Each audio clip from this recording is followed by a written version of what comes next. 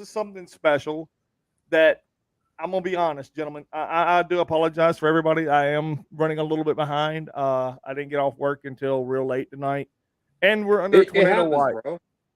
And we're under tornado watch here where I'm at. And Uh-huh. if you hear sirens, I'm not stopping. I'm gonna be real. And if you see me blow out the window or whatever, just say that I was a good dude at my funeral. So sorry, God. There's a Yeah, twister. sing, A twister. you can sing at my funeral. Yes, yes, yes. All right. So yesterday morning, Mr. CM Punk and Ariel Hawani decided to. Well, Ariel got CM Punk to break the silence over the. Well, he tried to get him to break the silence on the brawl out. He did get him to break the silence on the whole incident Brawl with in. Terry. Yeah, the all in, and he did get him to break the silence on Tony Khan in his situation, and that he wanted to be fired after the first incident during the brawl out situation. Yeah, And Tony even was Tony like, Khan couldn't "No, talk about it, and he tried to get, and that's why he got frustrated. Tony Khan. yes." And there was a lot of issues, and then there was a second show, and he talked about that, and he talked about a lot of things, and he said he still has good people there that work at AEW, and he talked about Samoa Joe and the House of Black, and among others. But the thing that hit me the most was whenever he talked about the brawl out situation and that he couldn't really talk about it was because there's an NDA, and he said, "Well, I can honestly say that I didn't sign an NDA because of something I did wrong, but I did sign one." And he said that right there, the people that don't like me are because of they're their friends. And he said, "Yeah, they have friends everywhere. They have friends in WWE. They have friends in several companies." And Exactly. he said that there's people not going to like me, and there's people that do love me, and I'm not here to make friends. If I do, that's just icing on top of a cake. But he's there to make money, and making money and putting asses in seats and getting ratings.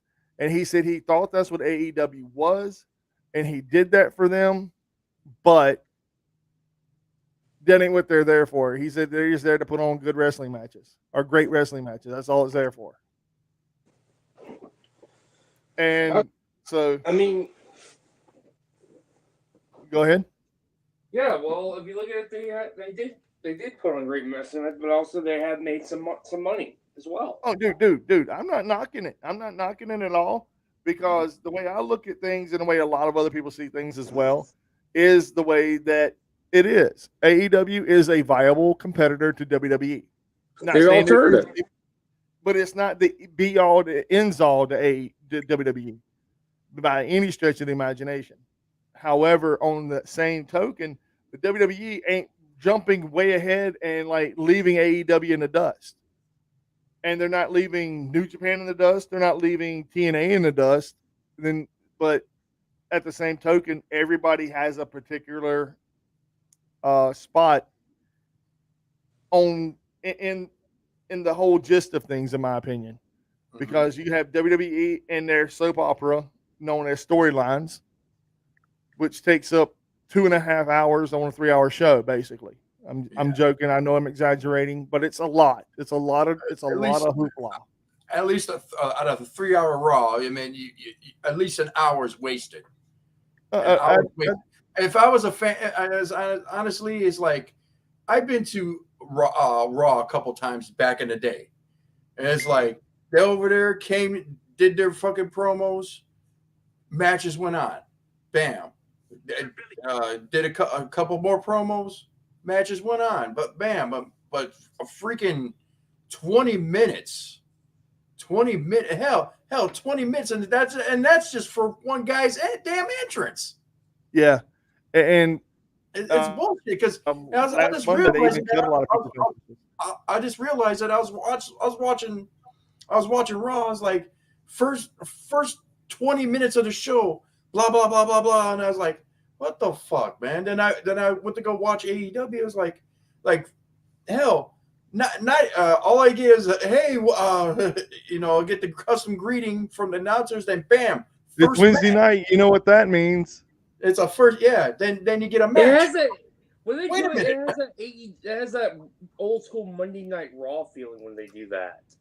It not only that, man. It reminds me. I wouldn't say WWE Raw. I wouldn't even say that at all. I would say it reminds me of a Monday Night Nitro kind of feel. That too.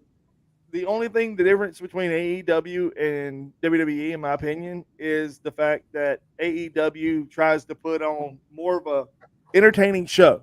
Like Bully Ray has said it in the past, you go to an AEW show, it's like going to a rock concert. Hell yeah. You're there, you show up, you're loud, everybody's throwing panties at the damn lead singer. I mean, it's pandemonium in other words. And me and you, Josh, we both can attest. GCW is that times 12. It's like going to going to a death. GCW is like going to a death metal show. I wouldn't say death metal, but I would definitely say good player show. It's definitely it's not for the faint of heart. I can tell you that. It's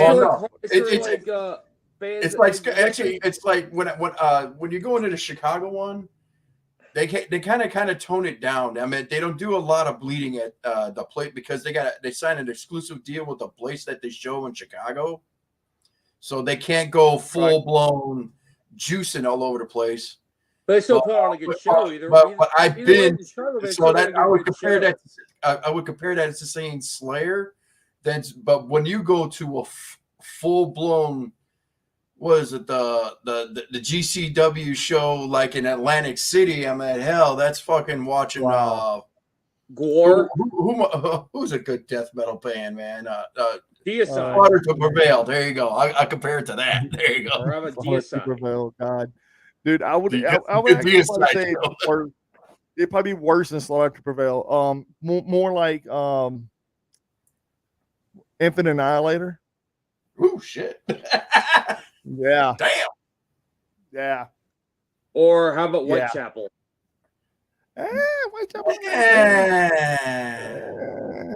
I mean, if I'm going to a Whitechapel concert, I'm sitting in the balcony first off because I'm going to sleep. Well, most of their songs are about murdering sex workers. What? Well, most of their early stuff's about murdering sex workers, like Jack the Ripper style. Yeah. Whitechapel. But so is but their music, man. I ain't talking about the lyrics. I'm talking about the music is kind of like, if you listen to Slaughter to Prevail, if you listen to Infinite Annihilator, their music is it's like consistently heavy.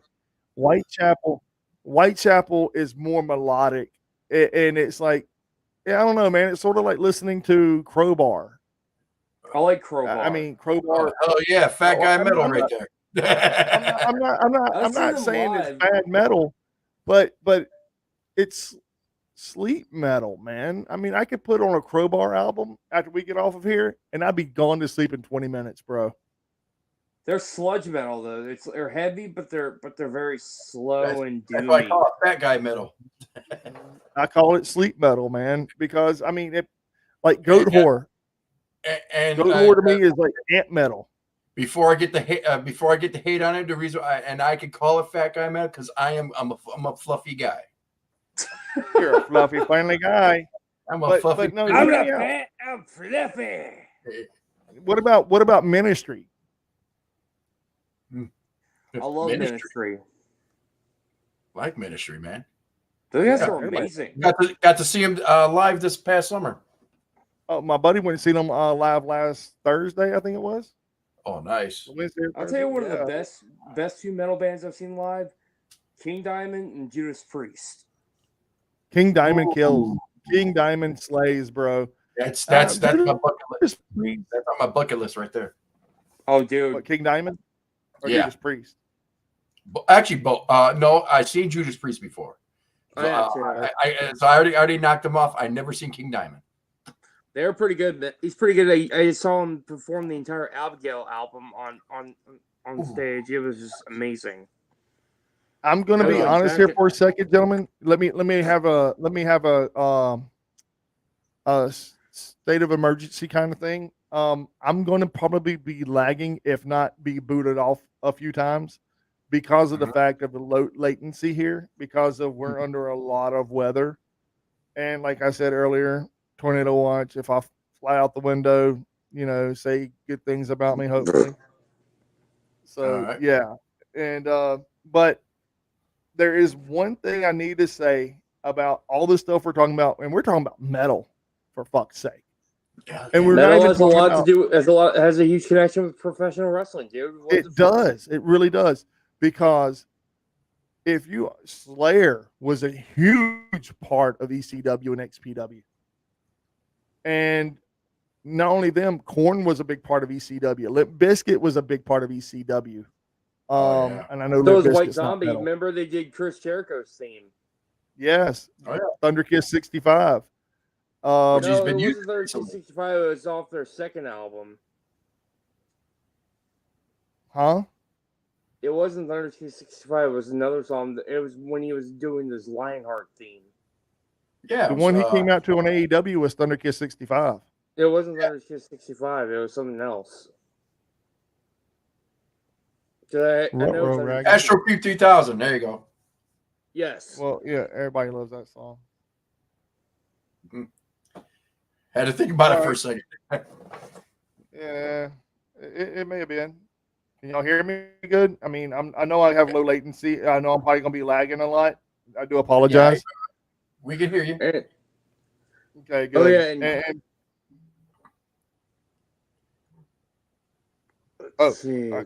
Anyway, so back to the wrestling. thing with So the thing with Ariel Helwani wanting to get the silence broken from CM Punk about everything that happened with the brawl out, with the all out brawl with Jack Perry, with everything that happened in general, was really, really different. He even talked about the Vince McMahon stuff. He said, yeah, that he was like, welcome home. And he's like, we need to hang out after I work out. And he said, did you ever hook up? He was like, he was really kind of busy, we didn't really have a chance to. And he's like, oh, so it happened right after? He's like, yeah. He's like, so y'all never got, he's like, no. He's like, So how do you feel about that? And then he was like, well, I mean, it's sort of like the Chris Benoit thing, fuck that guy. And I was like, whoa, bro. Yeah, wow. Fuck that guy. So damn. I was like, he's like, yeah, I mean, there's nothing good about it. He's like, even if the allegations aren't true, this is really, really bad shit. He said, all I can think about is the people that went through this and be like, I'm sorry for y'all. He said, because no person should have to go through that. And we got to make it right. We have to make it right. And he was talking about the WWE making it right. And then they asked him about the locker room era, backstage and all that stuff, and how many people knew about him showing up at WWE, and how quick was it from him to go there, and did he have a 90-day compete clause and all that shit? And he was like, nah. And Tony Khan was like, I mean, not Tony Khan, but Nick Khan was like, are you serious? Like, I wish I'd known about that sooner. Would have had you here a lot sooner than Survivor Series. And he's like, well, I mean, y'all didn't really even ask. So, and I was just chilling, minding my own business. And y'all reached out to me and asked about me if I wanted to come back. He's like, but at the same token, I mean, I listened to this whole 2-hour interview about every single thing. And he even said that Tony Khan wasn't really a boss. He's just a good guy. And he don't want to hurt people's feelings, and he don't want to overstep boundaries, and he don't want to go into everybody's face and get in everybody's business. And then he asked him about MJF, and then he's like, dude, that kid has all kinds of potential. That was some of the best stuff he's ever done. He's happy for what he did in AEW. Not all of it was good, but most of it was good. I mean, the dog collar match he had with MJF was epic. I even love the fact that he came back to his old Ring of Honor theme, dude, from AFI. But I'm going to be honest here for a second, man. I mean, I'm going to be honest the whole damn podcast. But the thing is, whenever I was listening to this, I was trying to sleep listening to it, and every time I'd try to doze off, boom, something would happen, and it'd make me wake up to listen. And it was just continuous. Like Ariel Helwani didn't just lay up off the. He's like, dude, you can tell me go fuck myself, and we won't talk about it. He's like, do you have an NDA for the Jack Perry incident? He's like, no, I'll tell you all about it. He's like, well, when I first showed up to England, nobody picked me up. He's like, but how do people not see you? He's like, first of all, man, he's like, people see you everywhere. He's like, whenever I fly home to Chicago, I get on the blue line.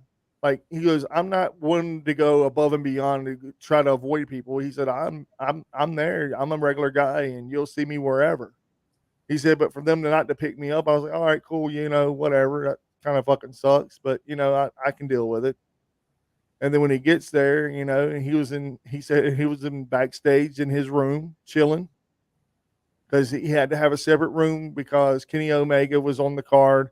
The Young Bucks were on the card and they didn't want to mingle with him. He didn't say that exactly. He just said that, he was in his room. And he said, what about the whole thing whenever Jack Perry said, cry me a river?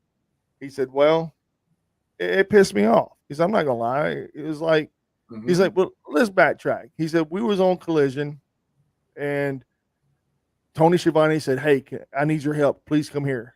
And he's like, well, what's going on? He's like, well, Jack wants to do this and we all told him no. And then we need you to tell him no. And he was like, I don't want to fucking do it. He's like, come on, man, please do it. He's like, fuck. He's like, hey, man, what's going on? He goes, man, I think it'd be kind of cool if I did this spot. And I think it'd be really neat. And then CM Punk was like, well, they told you no. He told you no. Tony Schiavone told you no. And now here I am telling you no. If you want to do that dumb shit, you can do that shit on Wednesday nights. You ain't going to do that shit on Saturday night. And he's like, well, I just thought it'd be pretty cool. What he was trying to do was he wanted to take a baseball bat to a rental car and basically missed the guy, but hit the windshield with a baseball bat. And CM Punk was like, dude, he's like, first off, that's a no-no. He's like, because all them rental companies be like, hey, fuck that. We're not renting another fucking car to any wrestler ever again. He's like, that shit happened in the 90s. He said, that shit happened all the time in the 90s. He said, you know how many people got like, oh yeah, you're a wrestler? Yeah, you're not renting from us, buddy. Good luck. They got wrestlers got blacklisted from renting cars. Yeah. Yes. Yeah, because they get destroyed on Monday nights. Oh yeah, especially I remember a lot of those cars got destroyed from Monday Nitro and Monday Night Raw. Yeah, I still remember shit. Hogan ran over one with a monster truck. It was Sid Vicious's. I mean, everything. Let's see what Stone Cold did to the Rock's car with his monster truck. Ran over it too. Was that actual rent car? Yeah. Yeah. Also, limos, man. Like, how many limos did he go through? Too many. But and the crazy thing about it was, CM Punk was like, dude, I mean, Jack was a good kid. He's still a good guy. I mean, we haven't talked since the whole incident. And he goes, well, now we're going to fast forward 2 weeks after this incident on Saturday night. He does that, and I'm in my room. I'm pissed. He said, I walked out. I went straight to Tony Khan, and I asked him to handle it. He didn't. And he said, well, I'm going to handle it. And he said he walked up, and Jack Perry said, he's like, man, why did you do that? Why didn't you come at me like that? He's like, well, if you don't like it, do something about it. Wow. And so CM Punk choked him out. He said, I didn't hit him. He said, I just put a little choke on him. And Samoa Joe told me to let him go. So I did. And I walked right to Tony Khan and I told him I fucking quit. And then he went backstage and he said, I was in my dressing room. I was mad as fuck. And then Joe and Jerry Lynn came and got me and they're like, hey man, let's go out here and do this. And he said, and we did. We went out there and did the damn thing. And that's an awesome match too. It was a good match. It was a great match. It was. But I think I even saw the spot where he actually bladed. Yeah, and the crazy thing was that Ariel said, did you really know that was me your last match in AEW? He's like, fuck yeah, I quit. He's like, dude, I fucking quit right then and there, and I was not doing anything else with AEW. Period. I fucking quit. And he said, whenever you heard about what Tony Khan did on Wednesday, he goes, man, first off, Tony Khan ain't a boss. He's just a good guy. He said, and he said, I'm gonna be honest with you. I never threatened that man's life. He went into any danger. He knew exactly what was going to happen. I mean, and then they talked about the whole Hangman Adam Page situation. And he's like, man, first of all, it was really deafening where we were at because we couldn't even, all you could hear was the crowd. And I'm listening to this guy and he's going off on me. And he's like, what the fuck? He said, it wasn't the fact that he went off script. He said, I've done it. He said, but it was the way he went about it. Like we were backstage and we talked about this and this and this. Like I even told y'all, this is, and even Hangman Adam Page said it too. He's like, well, I just wanted to throw a pipe bomb at the pipe bomb maker, see if he could handle it. And he didn't. He took it like he said he took it like I slapped him in the face. And then he told Ariel Hawaiian the same thing. He's like, it was very disrespectful. He's like, let me break it down to you. He said, that's several $100,000s for a segment on television. And you're going to go out there and fuck it up. He said, and he goes, whenever I did it, he said, I pulled back the curtain to talk about Paul Heyman and talk about Brock Lesnar whenever I did it. And he said, but into my defense, I knew what I could get away with. He said, Heyman didn't give a fuck about any of that. He just went out there and did what he wanted to do. And he was like that shit didn't fly. He said it came out flat. He said, now, if it would have been like over the top awesome, then that's another thing, you know, that would have been different. He said, but it came out kind of flat. And it did. I'm not going to lie. I'm not trying to pick at Hangman Adam Page for that. Hangman, like, he was like trying to figure out what he was going to say. Like, I'm going to fuck him up. But at the same time, people in the crowd are like, what the fuck is he talking about? Because nobody knew what the fuck he was talking about. The only people that really knew what he was talking about were the people who were already on the dirt sheets or already in journalism and listening to everything that he was saying, because he didn't just pull back the curtain. He fucking just ripped the son of a bitch off the walls. Like, hey, you know what? Look at my nudity ass. Yep. Check me out, everybody. I'm going to show you my whole white ass. And that's what he did. But, and like Punk said, no offense to him. If you like him, cool. If you don't, fuck it, whatever, you know. But the crazy thing about this interview that I found so annoying, like you were saying, Phil, like it really made you mad. This is what made me mad about it. Why wait almost 7 or 8 months from the incident to talk about it? Because of WrestleMania. No. Why wait so fucking long to talk about it? You had all this time in the world to talk about it. And he even said, man, I hate rehashing it. I hate telling this. I hate telling it. And Ariel was like, dude, you've not told it. You haven't said a word. He's like, I know, but it feels like I already have, because most people already have it right. And some people have it half-ass right. He's like, for example, me and Roman hate each other. I don't know where the fuck they got that from. Me and Roman do a lot of good business. He's like, there's a lot of people that don't want me there. He said, but you know what? They won't ever say it to my face because they'll be without a job. He said, those people keep their mouth shut. He's like Seth Rollins. He's like, look, me and Seth have history. It's there. And then he let it go at that. And he said, well, his wife was on here last week, Becky, and she said that whenever you showed up on Survivor Series, it pissed Seth Rollins off. He's like, good. It pissed off a lot of people. He said, but did you see how loud those people were reacting to me being there? Mm-hmm. Yep.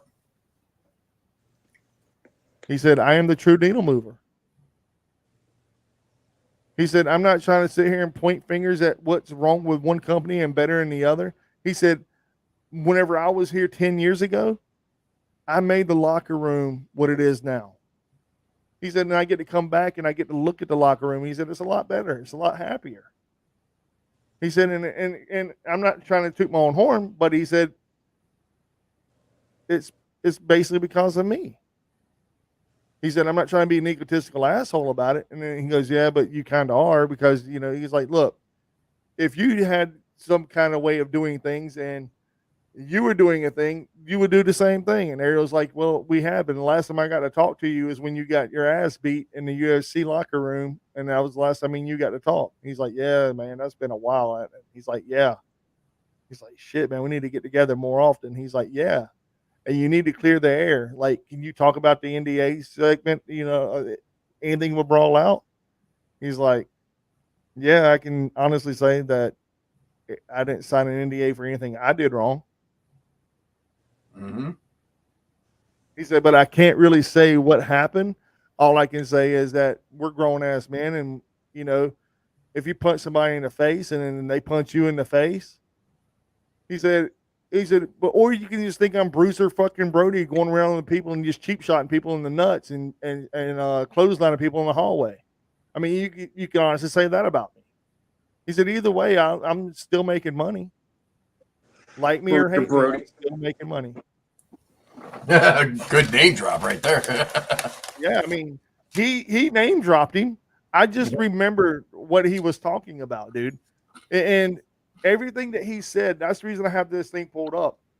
And Ariel was like, he asked some really hard questions. Not really hard, but more like, what can I get away with and what will CM Punk actually answer? And he almost answered everything he asked him, dude. Every single question. How is it working with Samoa Joe? He's like, dude, that was the last time I'll ever work with Samoa Joe. It was the last match we'll ever have together in that company. And I have some good friends there. I can't say their names because I think they should, you know, I don't want them to feel like I betrayed them because they're making money right now and they're making good money. He said, but where I came from, whenever I came into that company, I was told one thing and then all of a sudden it went around and didn't do a thing. He said, and then it became something totally different. He's like, I thought it was about selling merchandise, you know, getting ratings and making real big, huge moves. He said, and I did that. And he said, but then somehow, some way it lost its form and it became a shit show. And he said, honestly, I believe that. I believe that. And he's like, I mean, you could tell, man. He said, but it seems like when you first got there, all the way up until the Hangman Adam Page stuff, he's like, it seemed like you were really happy. He's like, I was. And stuff with Mox, he's like, I was really happy. And he's like, so what about your tricep? Did you happen to lose that? Did you hurt that in a brawl out?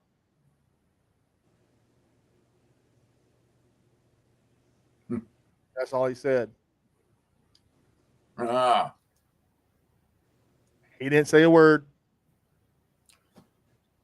NDA.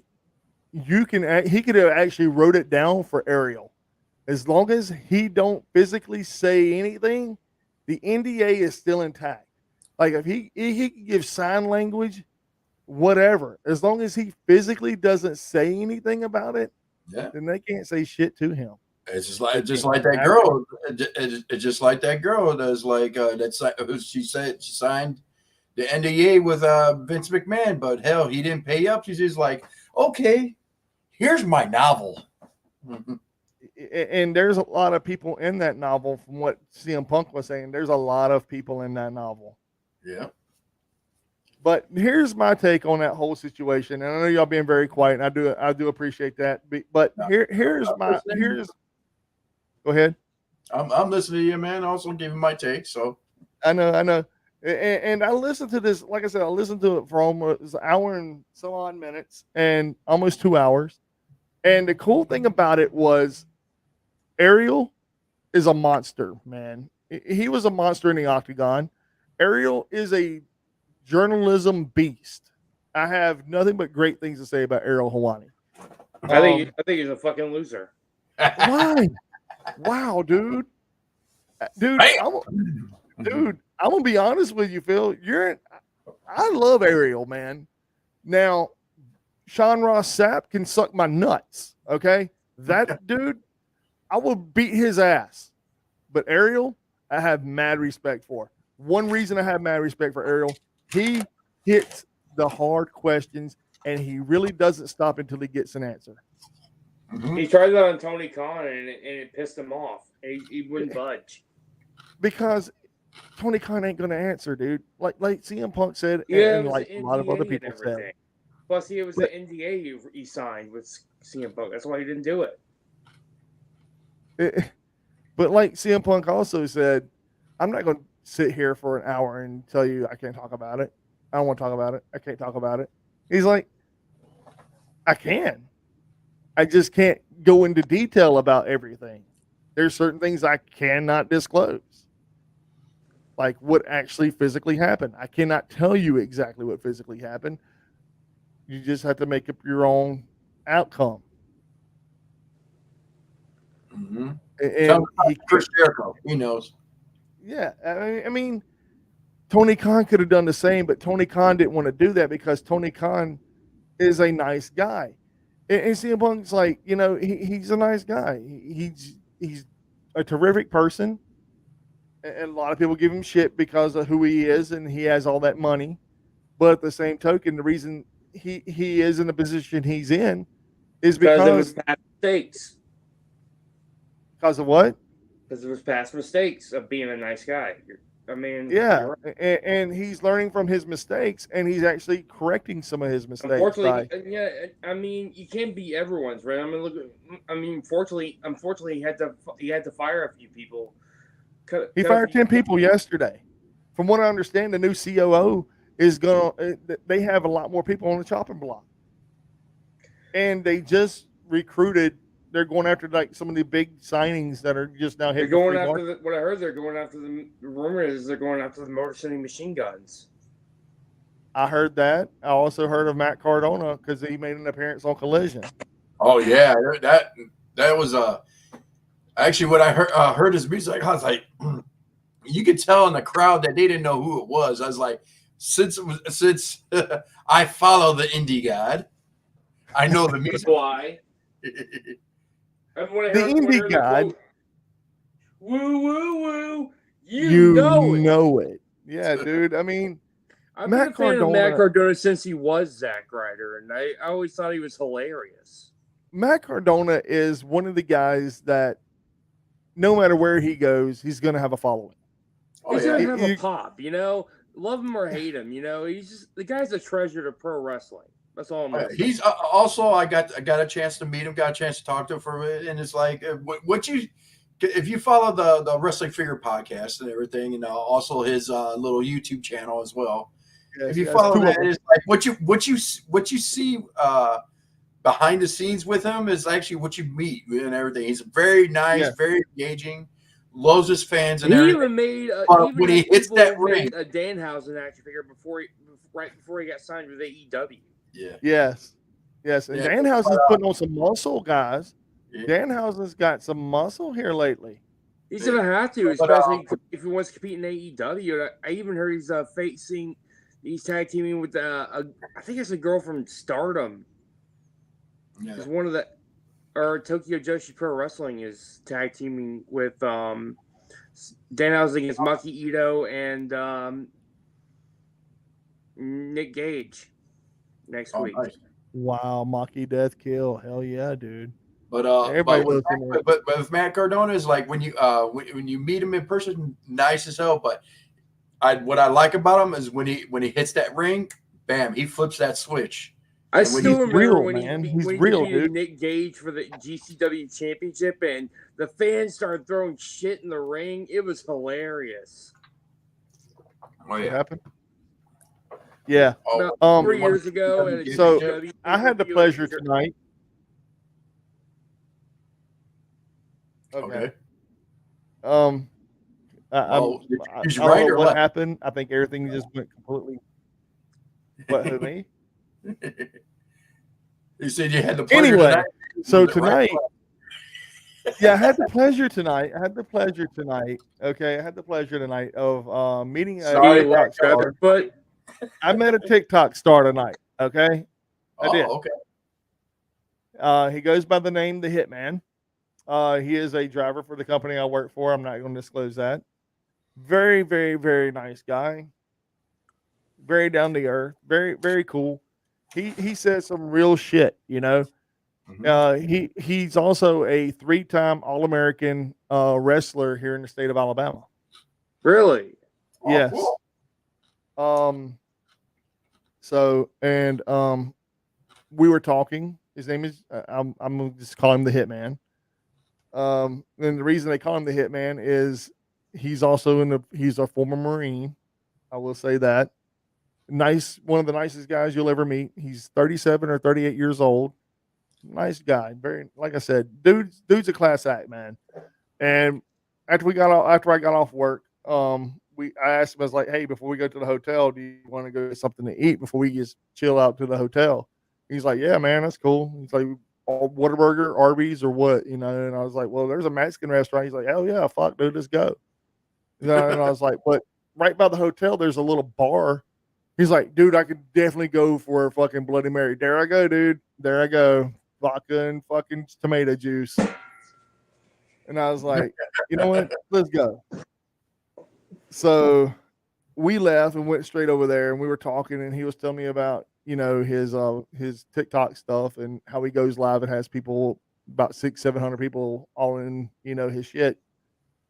And he's like, so your podcast, man, what do you talk about? And I was like, well, we talk about mainly wrestling and some stuff like UFC, but it's mainly wrestling. It's mainly that. And he goes, well, to be honest, that's the only real sport on television. I was like, fucking right. So this dude, man, is one of the nicest guys I've ever met in my entire life. And he was like, dude, we need to do a collab. He's like, y'all pretty big? I was like, no, we're not big. He's like, we can get you there. I was like, all right, cool, bet. You know, he's like, give me a couple of days and me and you'll be talking. I was like, cool, whatever. So on my way up to the room, because they killed our elevator, I had to walk upstairs. Lame. Fucking stairs. So which ain't a big deal. I can walk. Get them glutes do things. I can do things. I can do things. So I came up the stairs, and then on the way up, I was like, hey, you want the keys to the truck? And he was like, man, you sure you're going to be in for the night, man? You good? And I was like, yeah, bro, if you want the keys to the truck, here to go. Boom, I threw him the keys. But we got to be at work at 8 in the morning anyway, so no big deal. And he was like, good night, bro. Like, later, come out of the room, and I gave him the room number. I'm not telling you guys the room number because I don't need no stalkers around, you know what I'm saying? But yeah, I'm living in a hotel right now, as you can see. I mean, check it out, babe. I'm in a hotel. But oh yeah. Yeah, but the cool thing about it though, man, was we talked a lot about different things and how he portrays wrestling and the way he sees things. And I asked him about the CM Punk situation. He's like, you know, I never really liked the dude. He's like, I'll tell you why I didn't like him. He was fake. He said his persona, that he was a mixed martial artist throughout his whole first run in WWE. Like, he practiced ninjutsu and he practiced this, and this. And then when he got to the UFC, he got his ass beat 3 times. I was like, years later. Okay. So the way I look at it is, that guy is, oh, my bad, man. Like, that's going to happen, dude. That's going to happen. Sorry. Kind of burped out a little wow. bit. Yeah. Saying some real shit.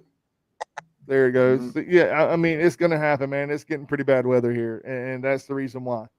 But if I have to cut it short, I have to cut it short. You got to put the aluminum foils on the pig. He was saying the reason why he didn't like CM Punk was because of that fact, you know?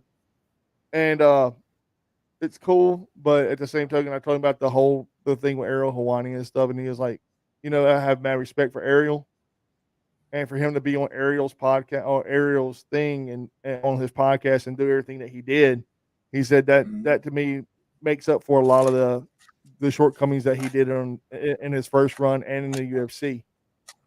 I said, cool. He said, but still don't get him off the shit list. And I said, I got you. So the way he was describing CM Punk and a lot of people that don't like him, sorry about that, gentlemen. It's like I said, dude, it's getting bad here. And a lot of the people that don't like him are the same way is because of the way he really portrays himself as this badass person, and reality he can't fight to save his life. And the reason he beat the shit out of Jack Perry, how many decades does he have on Jack Perry? 2? 2 years? Yeah, he's 20 years older than Jack. Yeah. Yeah, so he has 2 decades on Jack. Of course he's going to choke out Jack Perry. Oh, yeah. That's like me walking up to a 21-year-old, and that 21-year-old hit me, and I just put him down on the ground. And that's like, for example, I mean, it ain't because we're badasses. It's just because we know what not to fucking do. We've already played that game when we were younger. We know better. Right. Whoop, whoop, pa! There you go. Yeah, we know better now.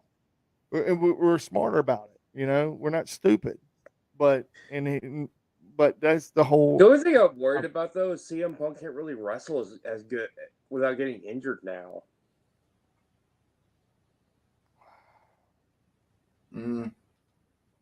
Yeah, no. I mean, I'm gonna say yeah and no on that because I'm gonna tell you why. He's always had bad legs. That's why he don't jump off the top rope anymore. Well, if he does, it's with people he trusts. And or stage dive. Or stage. Well, yeah, he used to stage dive. He stage dived all the time in AEW until they told him to stop doing it. Yeah, and he even hurt himself one time too. He even hurt himself stage diving, if y'all remember correctly. And he broke his foot. Yeah, stage diving, having fun. Like I said, it's nothing bad about CM Punk. The only thing bad about CM Punk is, and this is just me saying this because it is lose the ego, man.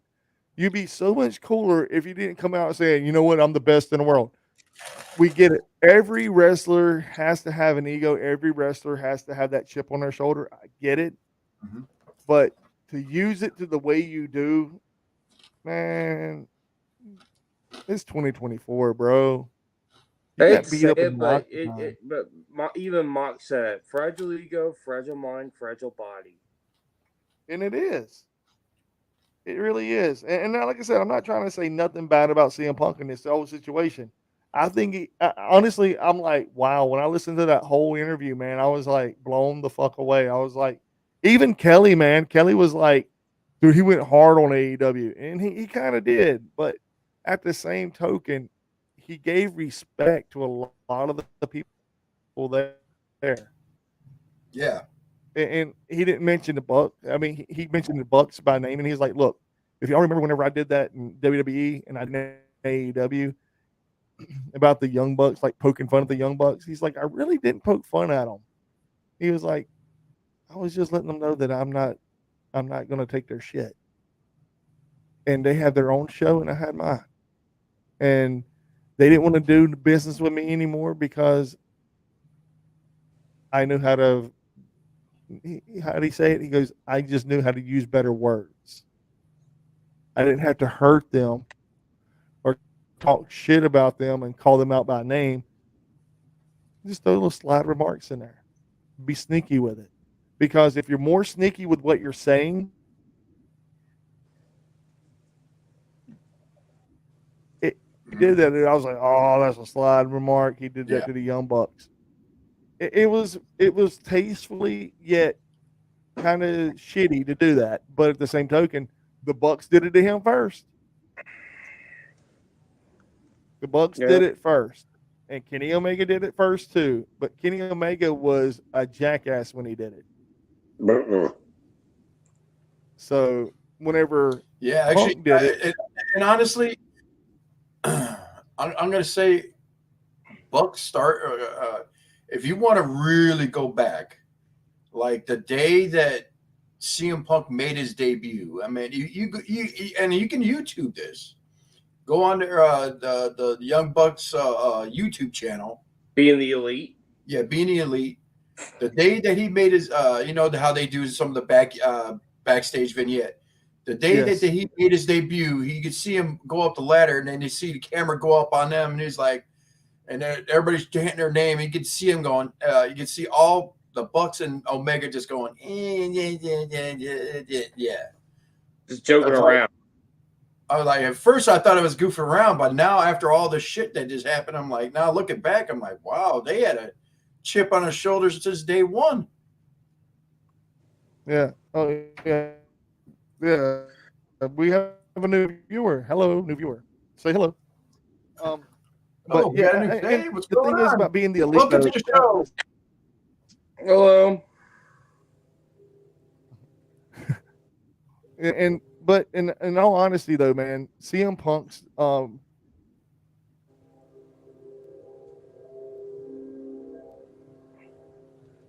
Yellow. It was like, Can you fly out the window? Fuck, dude, I'm telling you, bro. I fucking telling you, dude. This shit's killing me. It's the latency here, man. It is god awful. I said you got to find the pig and put the little close. Yeah, I know. I fucking froze. I am fucking mad. That was actually kind of funny the way he froze.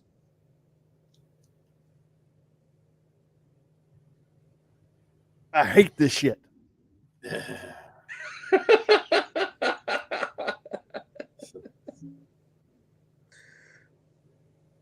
Yeah, fucking terrible.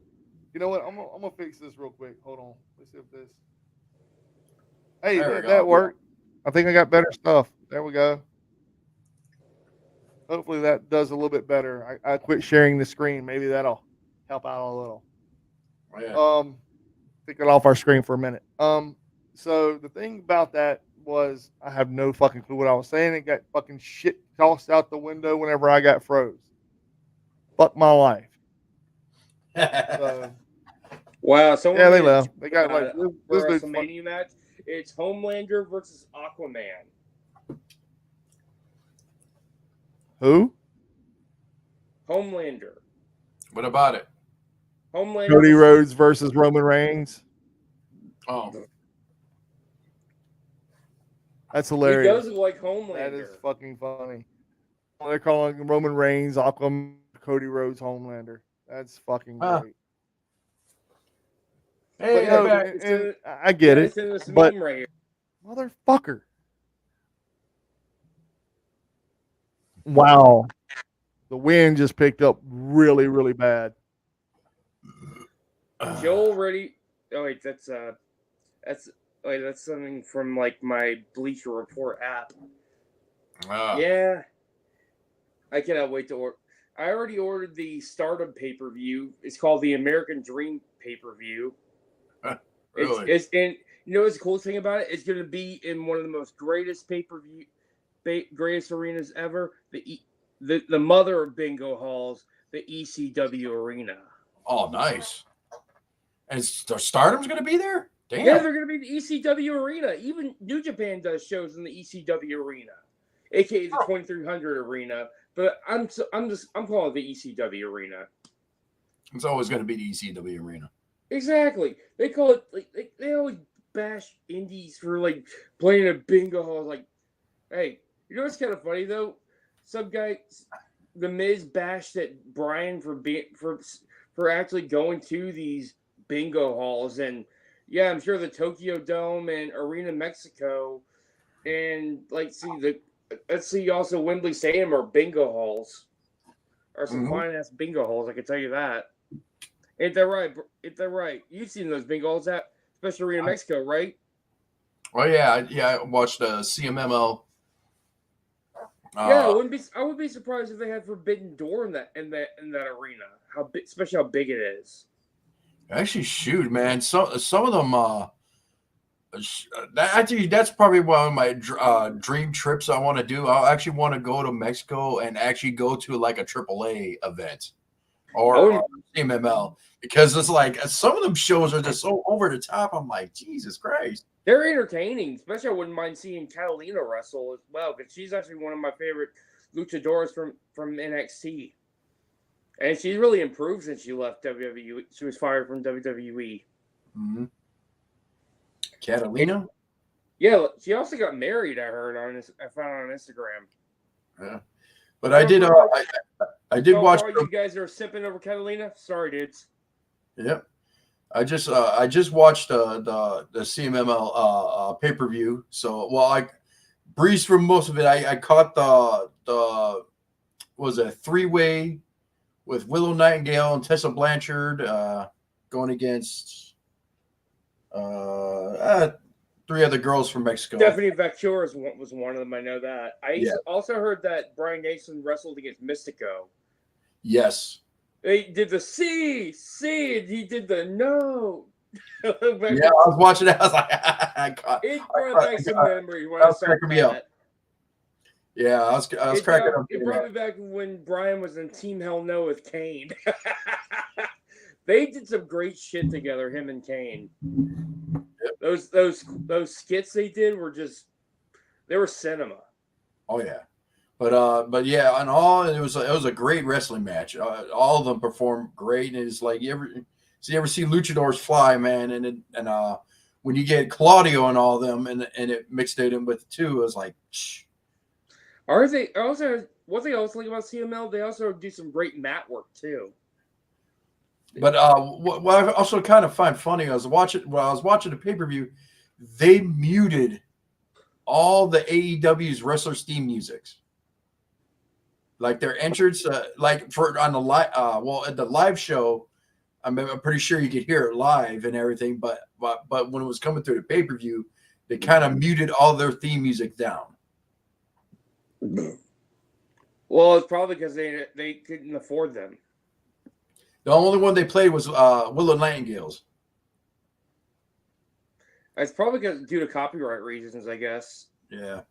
They do the same thing in New Japan Pro Wrestling sometimes. Like this one wrestler comes out, what's his name, Togi Makabe. He comes out with Bruiser Brody's theme and everything. He also comes out with a fur, and it's basically into the song by Bruiser Brody had a theme. I thought he just came out waving a chain. "Come to the Land of the Ice and Snow" by Led Zeppelin.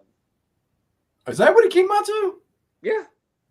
And Togi Makabe came out with that theme because he's a huge because you know how huge Bruiser Brody was huge in Japan. Oh yeah, he's huge everywhere. Stan Hansen and Terry Funk. Especially Road Warriors. Japan loved the Road Warriors. Oh, dude, they did. They even loved Hulk Hogan. They got to see the better side of Hulk Hogan. Yeah. The actual wrestler, not the showman. The forearm, body slam, leg drop, 1, 2, 3. Ladies and gentlemen, we just lost. I think Mike, you there? Mikey, I'm here. I'm pissed because my shit sucks here. It's bad. It's really bad.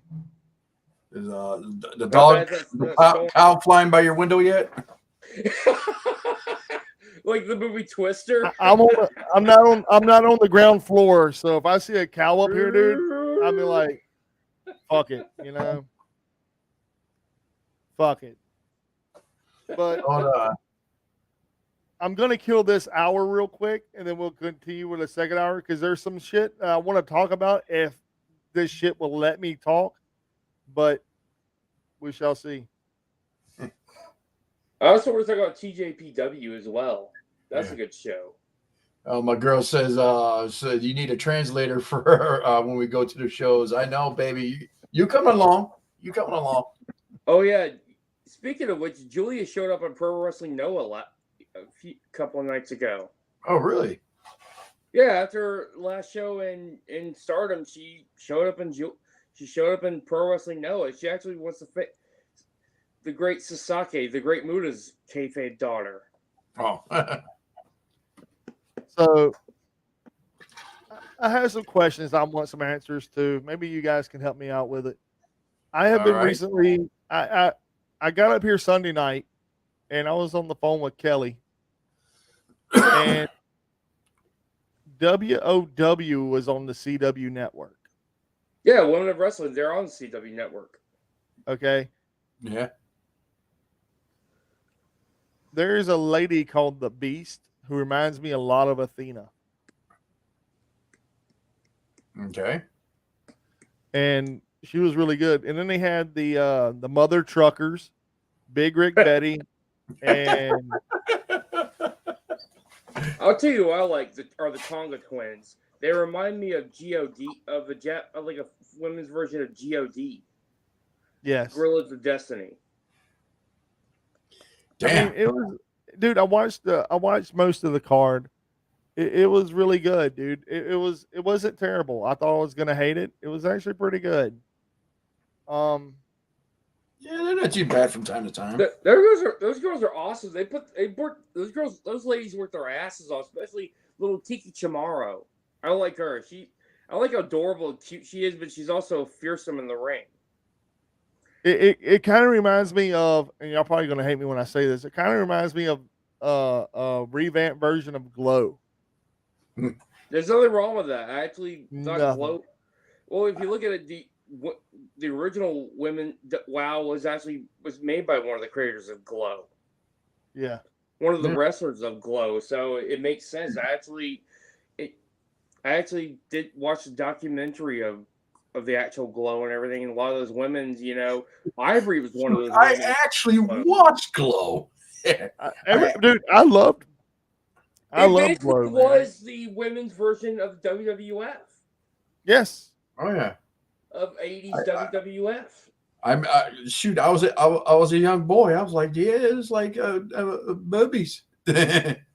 Boobies, yeah. Well, if you look at they had gimmicks just like a lot of the wrestlers in WWF did. It wasn't a bad, dude.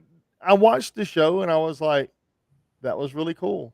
And when I got through watching Tessa Blanchard was on WoW. I can believe it. Until she fucked it up. Yep. And AJ was actually one of the commentators on WoW. AJ Lee, yes, she was one of the commentators. Yes, I remember that.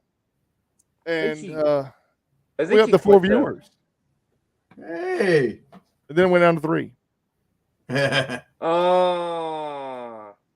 But in all seriousness though, man, and I know I was getting a little off subject, I mean, getting destroyed here, but the crazy things that happened over the week in wrestling, hell, on the way up here, Phil was watching a hidden show, one of those special shows, and he was giving me play-by-play, and I was like, dude, I'm driving. He's like, oh, dude, I'll talk to you later.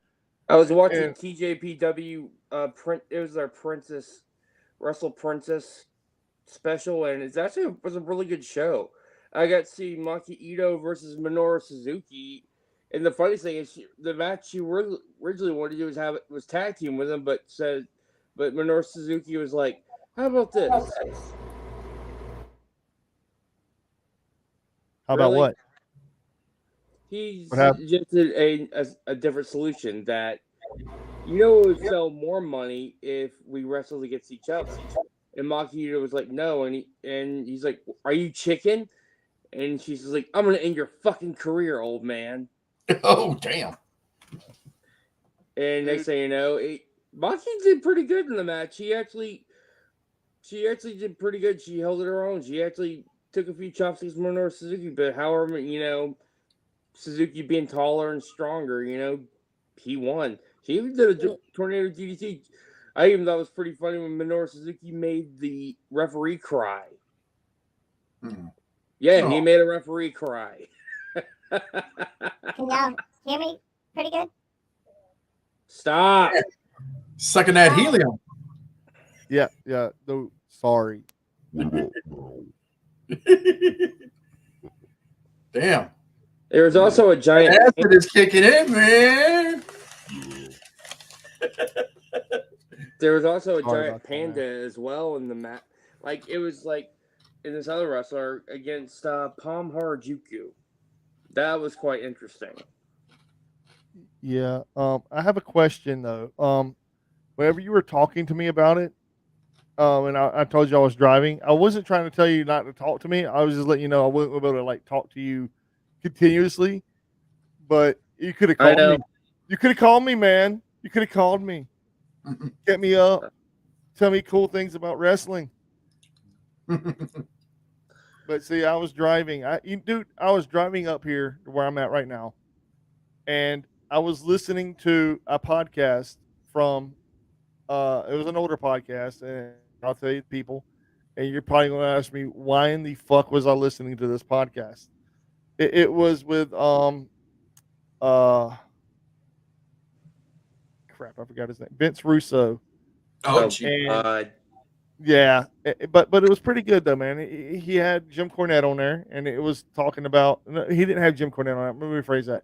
He was talking about Jim Cornette. Oh God. Yeah, and what he was talking about made a lot of sense. Okay. Okay, cool. And it made a lot of sense about everything that Cornette has been saying about other wrestlers and the business as a whole, and how it's faltering and failing and not in the same shape it was in the 80s and this, that, and the other. But the cool thing about it was it gave me a different view on the way people look at wrestling that are in the business right now. Like, matter of fact, hell, we've already talked to some people that's in the business. We talked to Mr. Gary Gables, the rock star. We've talked to Ashley Blake. We have talked to two of the owners of Outlaw Wrestling Society, Virgil and Josh Payne, the Rainbow Warrior. Mm-hmm. We've talked to all these gentlemen and women or women and the rock star. Yeah, and the rock star, and all these people we've talked to, and they talk about wrestling today. Vince Russo was comparing today's wrestling just like Jim Cornette does to the 80s. And it's different times, man. In the 80s, racism was still a thing. Like, you could get away with saying some racist shit on television, and you could get away with saying some racist shit like on when the radio. Cornette said the starving Marvin joke, or strap a bucket of chicken to him and let him walk across the desert on a motorcycle, or calling someone's special move the flying burrito. Wow, I mean, man, Bobby Heenan went deep with some of this shit. Heenan was on a different level. Oh my God, the shit that Piper got away with. Like, yeah, like hell, he did half blackface one time. He did half blackface like Piper going to get Bad News Brown or something like that. Yeah, I remember that match. It was a Survivor. It was at SummerSlam, wasn't it? Wasn't it a SummerSlam match? I think it was SummerSlam or something like that. Is it Survivor Series? It was WrestleMania. Was it WrestleMania? Yes, I don't think that was Mania, man. I don't think that was Mania. All right, look it up. Maybe. All right, Google it. Google. Googling. So, but yeah, I remember that. It's like, Heenan. The shit that Heenan said. Wow, it was WrestleMania. Bad News Brown and Roddy Piper on blackface angle at WWF WrestleMania 6. Yeah. Wow. And the stuff that Heenan said is like, shoot, he can't get away with that now. Yes, Michael anyway, because he's passed away, unfortunately. It's like Michael Graves. He even said it's like Bobby Heenan's my hero, man. But do you think I could get away with what he said back in the day? Now, no, man. I mean, wow, dude. That WrestleMania 6 was what, 88, 90. 89, It was 90. 90. No way. Yeah, WrestleMania 5 was WrestleMania 5 was 89. Oh wow. Okay. Shit. WrestleMania 4 was 88. WrestleMania 3 was 87. WrestleMania 2 was 86, and WrestleMania 1 was 1985. So when I started, that's when I started watching wrestling. Was around 85. It was after WrestleMania. I was around. I was in between WrestleMania 1 and WrestleMania 2. That's when I started watching wrestling. Oh, do you guys watch the last few episodes of Dark Side of the Ring? I have not, man. I'm gonna be honest with you guys. I work so much, man. The only wrestling I catch is here now. Like, I don't even get to watch it on my computer, man, or anything. The only way I watch it is on the television. I didn't watch Raw last night because, again, I didn't have a piece of paper to tell me what the channel was on, what channel, because I don't know what the fuck kind of shit they use here. So, yeah. That's why I sent you that link. Thank you, by the way. I will use that link. I will start using that link a lot. So this right here is what I'm looking at. There's backstage responses in WWE and AEW to CM Punk Ariel Helwani interview, and I want to talk about that in a second too. All right. Because right here, it talks about AEW releasing a lot of people. Yeah, let's talk about that first before we go into the more CM Punk stuff. Like, Okay. what's the whole entire list that they all released? They released Stu Grayson. Okay, again, Dasha Currett, Anthony Henry, Gravity, Jose the Assistant, Slim J, Parker Boudreaux. Jose the Assistant? Yeah. Jose the Assistant. Jose. Slim J, Parker Boudreaux, George Ole, and the boys, or the Tate twins. The boys? They released the boys? Yeah, they released the boys. Damn. According to the report, some AEW's originals were released. Get eaten by bears. Yeah. Let's see here. Jose the Assistant. Jose Jose the Assistant was Jose was manager for LFI. Okay. Yeah. Kerr is a wrestler that signed in 2019. She did Spanish commentary and ring announcing. She also made her in-ring debut when she teamed up with Rachel Ellering to perform in the AEW Tag Team Tournament in 2020. Anthony Henry was reportedly also released, who was a part of the Workhorsemen with JD Drake. Damn. They were supposed to fight at the AEW Tag Team Champion Tournament. Henry broke his jaw recently, so he probably couldn't compete anyway. And that's all they're talking about. That's all they talk about. Now, that Gravity, I get it. I get it. That there was a lot of people that, let's be honest, man, those are not main names that they cut. I mean, they're guys that they cut. I agree. Yeah. But they're not like, oh my God, dude, that's the biggest name there is Parker Boudreaux. If you want to call him the biggest name there. He's not really. I mean, he's not really good. Nothing against the kid, but he needs a lot of work. He does. He's still green as shit. Mm-hmm.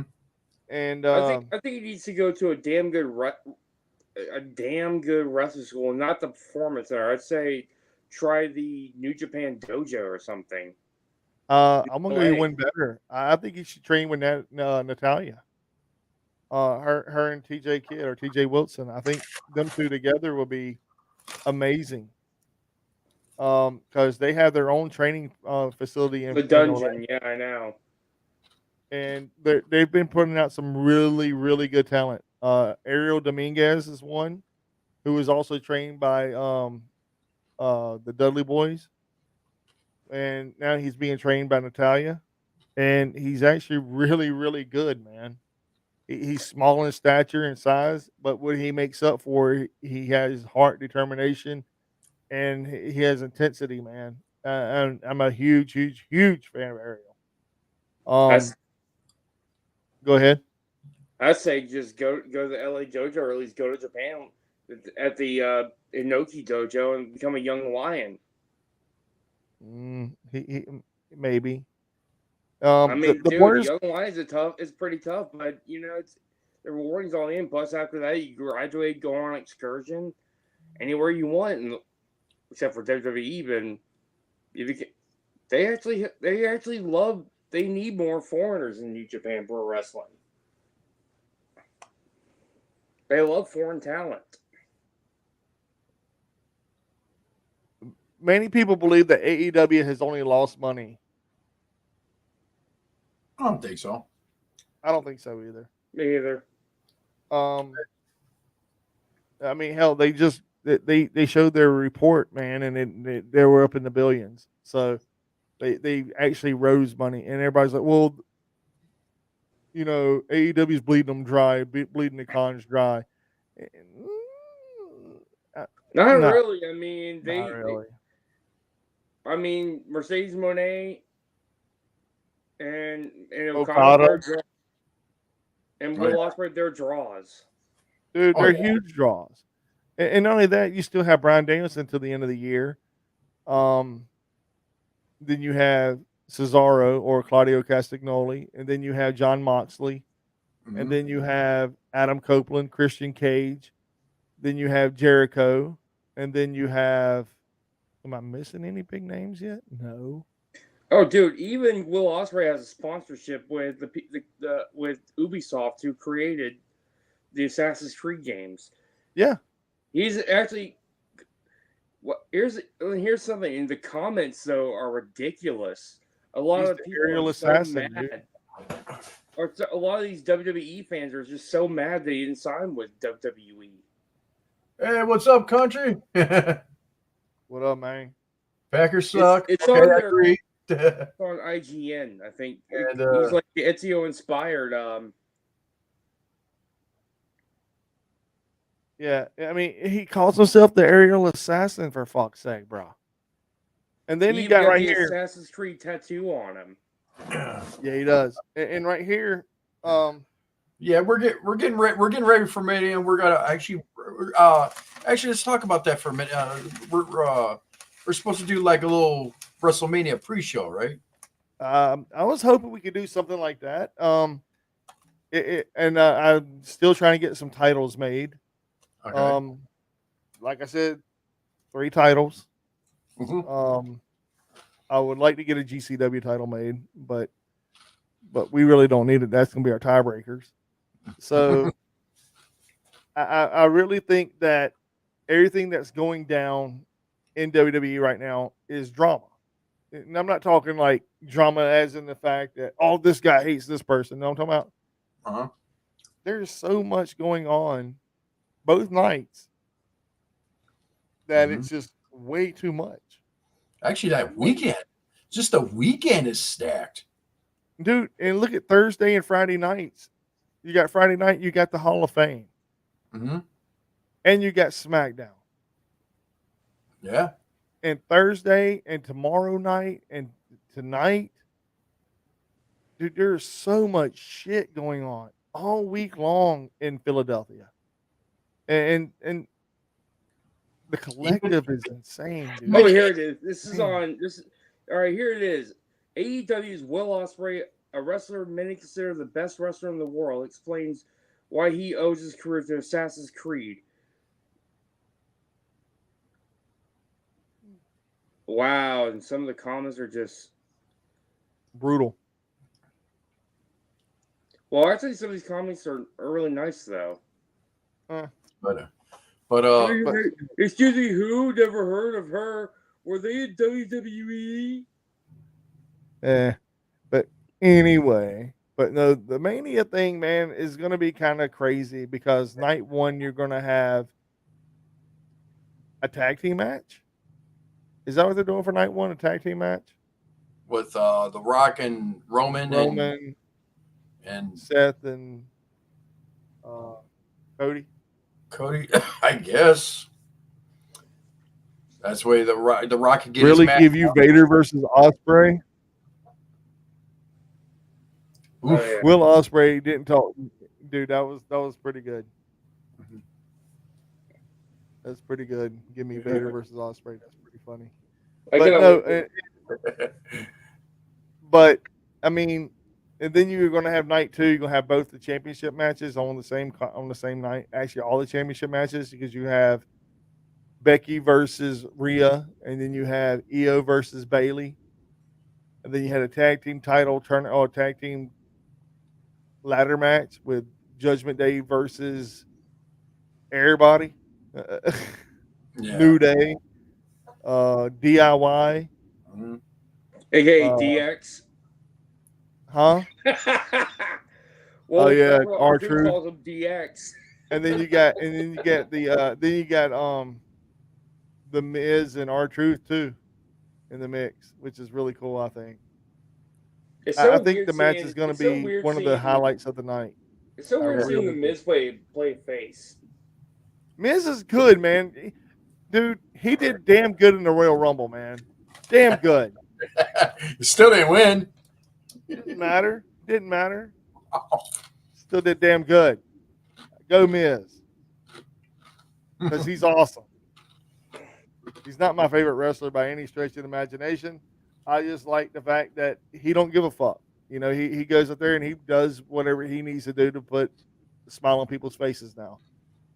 And I really think that's what everybody should do.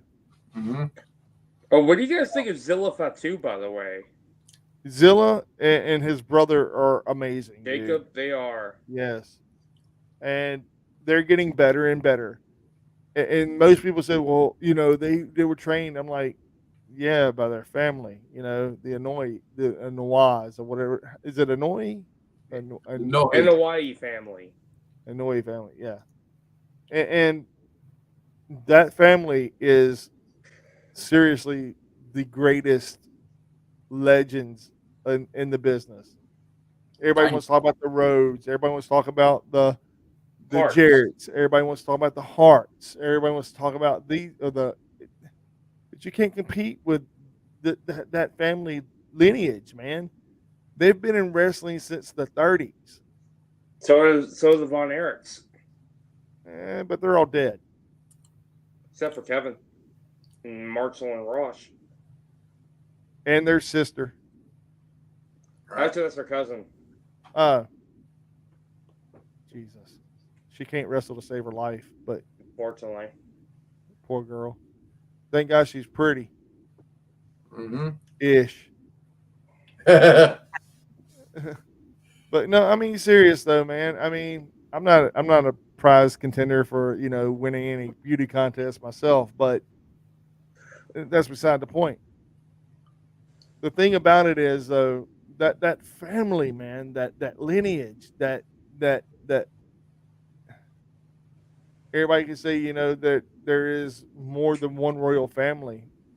That is true. But that family, dude, there's so much. Dude, when that blood spills, all you can think of is this name, that name, this name, that name. I mean, you got the high chief, Peter Maivia. You got the soul of Rocky Johnson. Then you have Yokozuna, Rikishi, Samu and Fatu. Oh, yeah. I mean, dude, there's so many, man. And I could keep going. I could really keep going. The Rock, Roman Reigns, the Usos, the Jacob and Zilla.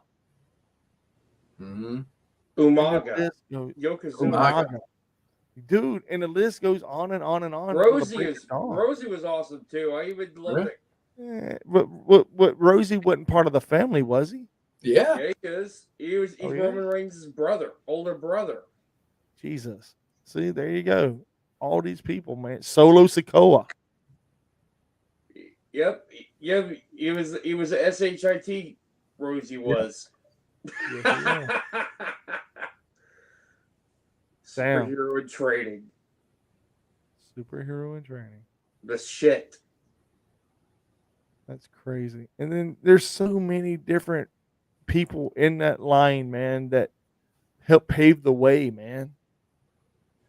And everybody's like, well, what about the Rhodes family? You got 3 people in the Rhodes family. You got Dusty.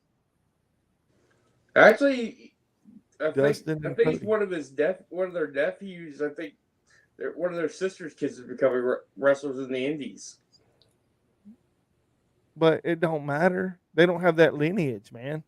I'll tell you another lineage family that people don't want to give any credit to, and that's the Hennings. Oh, the Hennings are awesome.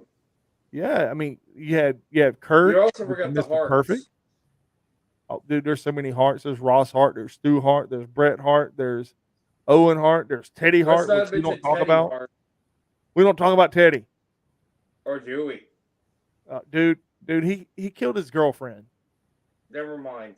I was just joking about you. Say we were talking about Teddy, like or Dewey. Then you got Randy Orton. But there's only 3 people in the Orton family. There's only 3 people. Actually, his son. Actually, there's a report. His son is starting to train now. Oh yeah, the Wyndham family as well. The Wyndham family. Dude, I want to talk about that whole. I want to talk about the Bray Wyatt documentary that's on Peacock as well. Holy shit! I haven't watched it yet, bro. I didn't watch it either. I've only made it 30 minutes, and I'm gonna tell you why I only made it 30 minutes because lunch, and it's a tearjerker, man. It's you do just be prepared. Just be prepared. Oh yeah, I bet. And man, did you know he played at Troy, Alabama? He played football for Troy, Alabama, the Trojans, and then he quit. He quit. Bray Wyatt quit and became a wrestler in the WWE at FCW with his brother Bo, and they were known. Well, it ain't his real name, but it was Bo and Duke Rotunda, the Rotundo brothers. Nice. When you watch it, man, it put a smile on my face. It really did put a smile on my face, and the way he talked about his family, and it really the way he loved his family. Broke his heart when Brody Lee died. Oh, Luke Harper has some segments in it too, man. So yeah, I mean, there's so much there, man. I was sad when John Huber died. Dude, I was sad when he died. I was sad when Bray died. And dude, and you know who the kicker is? Like Eric Roman's the only one left. And Braun Strowman. He's the black sheep. We don't talk about that. Okay, so he's Teddy Hart. Nah. But yeah, I was like, I remember when then when Brody died, it's like, well, actually Brody and Bray Wyatt, it was both of them just head out of the park because nobody knew that they were in dire health. Well, AEW had a thing about John Huber being sick. They were very upfront about him being sick. And that's why he wasn't on shows. If you recall correctly, on I think it was the last match he had was with that dog call. What gets Cody? Yeah, and which was crazy because after that match, they were talking about how he was going to have to vacate that title, and because and then they're like, well, he's battling some health issues right now, or they said he was out with injuries, is what they said. Yeah. And I remember, I remember he did an interview sometime after that, and he looked in good health and everything. Then it was sometime after that interview that his health just declined, and this bam. And dude, that's like here recently. A friend of mine that I went to school with, and we kept in contact through Messenger and stuff like that. She was a good friend of mine. I love her dearly. Her family, she has family members that are like family to me. She was same age as me, died. And wow. And the month before her death, dude, she was already at the Mardi Gras parade. She was enjoying life, and then poof, just dropped dead. Mm-hmm. It was crazy, man. Like Yeah, life and sucks, dude. the same thing. And just like Hitman told me tonight, we don't own our life, man. We didn't ask to be here. Like we're learning. This right here is all a what's the word I want to use? I hate using words that it's all chance, man. Like some things we do is good. Some things, I mean, we've all made bad decisions. Mm-hmm. We all have. And that's the crazy part about it is, we've all made bad decisions and we learn from our mistakes and we move and we keep moving forward every single day. Mm-hmm. So with that being said, that right there is where like John Huber and Bray Wyatt can't come to focus. Yeah. They did every single thing in their power to be part of this business or part of the wrestling business to showcase their talents and to give us a break from our time, a break from our mistakes, and a break from everyday monotony and the randomness of bullshit that we deal with every day. Yeah. And like you said, it came out of nowhere, but at the same token, it gave us focus of what to look for in certain individuals, and hopefully that won't happen in the near future. Hopefully they can prevent other people from having the same mistakes or the same kind of illnesses and try to prevent that from here to the end of time. Yeah, with I know it really. Yeah, Birdie's death really put a damper on the Dark Order too. It stopped all the momentum they had. It did a lot of things, man. It really did. I thought the Dark Order were pretty fun. I even liked the one segment they tried to get Dustin Rhodes to join the Dark Order, and like he'd be 7. Yes. Dark Order 7. Because that's what he was over in TNA, if I recall correctly. No, he that was Black WCW. Rain. Oh yes, WCW. That's right, WCW. Yeah, Black Rain was. What was in TNA? Black Rain. Yeah. But with Bray, is like when he passed away, is like that kind of hit me because it's like because everybody could say is like it was unexpected. They joke around with COVID and everything is like how it affects different people, man. It's like I had to witness 2 people in my life die because of that crap. I lost a good boss today. Not many people say they got a good boss. I lost a good boss today.